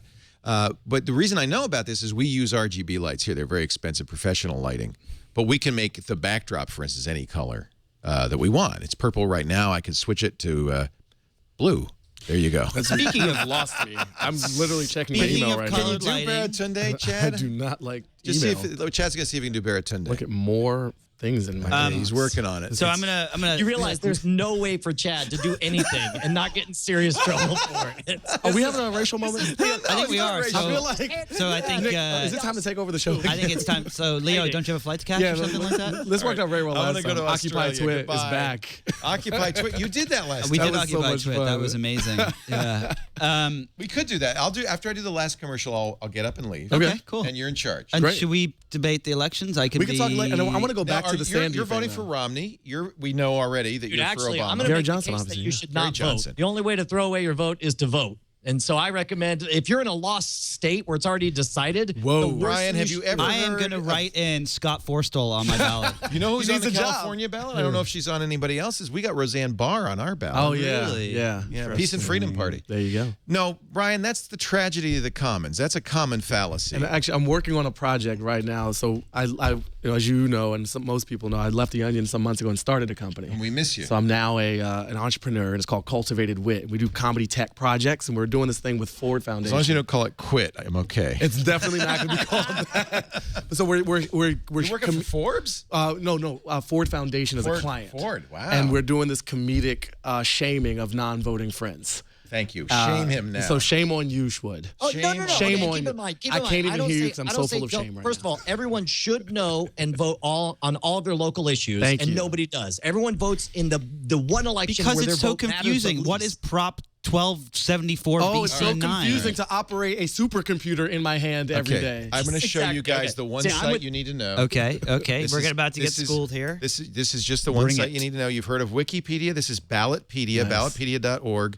Go to your state. For instance, the ballot measures, Nick, you're saying in California. Yes, very confusing. Click on California ballot measures. They list them all. They list what they say. They list who spent money, pro and con. They give all the editorial. Well, would you look at that? This is nonpartisan and really good. How to be Wikipedia. Yeah, it's Wikipedia for voting. And I just wish everybody who's voting on Tuesday. Well, this doesn't have the. I'm going to tweet There's this. We live in a time where there's literally no excuse. There are very few good excuses. If you're a baby, I get it. If you're deceased, I get it. But you if know you're what a felon in a happens? couple of I'll states, give you an I get example. it. Okay, but in general, I'll give you an example. In California, if you read the voters' ballot, there's a proposition 34. Ooh, 34. It's called death penalty in the ballot. And you vote yes or no. Right. Now, what do you think a yes vote does? That you're for the death penalty. No. No, you're not, or yes, you're not. You're saying you're voting yes to repeal the death penalty, but on the ballot it says Proposition 34, death penalty initiative, yes or no? What do you vote? See, so if you wait till you go to the ballot booth to decide what you're going to do, it's too late. You screwed up. Yeah, Leo, this is the exact problem I have with all of these everybody needs to vote initiatives. And I love you, Baratunde. Please don't be mad at me. I won't. I agree. It's screwed up California royally. I agree with you. Say that again. A side effect of that is you get uneducated voters out there. And by the way, when I say don't vote, I mean don't vote for either of the two major parties. They're totally if no one voted for the two major parties, but 3 people voted, someone would win. And that's it's still important to vote. Even if you live in a non-swing state, you want to keep voting so it doesn't become a swing state. Yes. Because that's annoying. There you get go. hit with all these ads. Because as it comes down to right now, Ohio decides who the president of the United States is every single time. Which is why if you're not in Ohio, you should vote for some third party, any third party, because your vote matters thousands of times more. I will see. This is why I love you. That is a principled and reasonable and sensical thing to say. And I will vote the way I want to, which is probably not the way you would. But we're participating, and that makes a whole ton of sense. It's so funny that the libertarian Brian Brushwood is advocating government by fiat instead of democracy. I don't know what that means. It sounds very intelligent. I didn't hear that at all. Well, what I heard is someone saying participate in the democratic process. No, okay. So what I'm saying is first of all, we have a problem. The problem is our two-party system. That's one party more than the communists had, and that didn't work out so well for them. You hate freedom, We now have them in collusion. You hate they freedom. Run the debates together. They decide what is and isn't off the table. Oh, here you go. Here's the headline. Here's a headline on the New York Times. Democrats sue to extend Florida's voting early. So here we are again, back as we were 8 years ago. You know what Florida did? They decided they used to have this great system. Yeah, a lot of states have basically restricted your ability to vote this time around. Right. And it's mainly because poor working class voters can't make it to the polls on Tuesday. Yeah, they do. And so by doing so, they disenfranchise. There's a whole movement called Why Tuesday, which challenges why we even force this to happen on a Tuesday. Give us a month. And if any truly freedom-loving entity, party, person, whatever, wants maximum participation, it makes the system more legitimate. So and if you're fighting to reduce participation, electrical college, you're on the wrong side of history. Because thanks to electricity, Tesla. My point is your excuse sucks. So can I yourexcusesucks.com. That's all I have to say. I'm going to let you guys take over. Go ahead, and then I'll come back and do an ad. We're going to take over. I'm actually going to make a request that people out there go and not only vote, but also go and donate to the Red Cross or something like that for Hurricane Sandy. $50. iTunes let me just push a button. There you go. That's the easiest one. iTunes is great. It was great. I just pushed a button. They didn't even have to give them any money. Mm-hmm. It was great. You gave money. They have your money already. They have your money. You know what really works? Apple actually has all your money. Yes. And when you spend it elsewhere, you have a license to use the money that Apple's holding in escrow in your behalf. Exactly. Did you know they already got it? They have so all of the money. Any more. Apple, the amount of money that Apple has in the bank is $17.50 for every human being on planet Earth. Wow. Well, I hope you've enjoyed this travel back through time. I want to thank Chad Johnson for editing all that together. That was a lot of work. And for all of you who went to twit.tv/bestof to suggest moments from the past year of Twit, we've got best ofs for a number of our other shows, including Mac Break Weekly and Twig. But can I invite you, as you watch the shows throughout 2013, we're going to keep that page up. And anytime you see something, gee, that really ought to be in the year ender, go to twit.tv/bestof and you can make a note of it.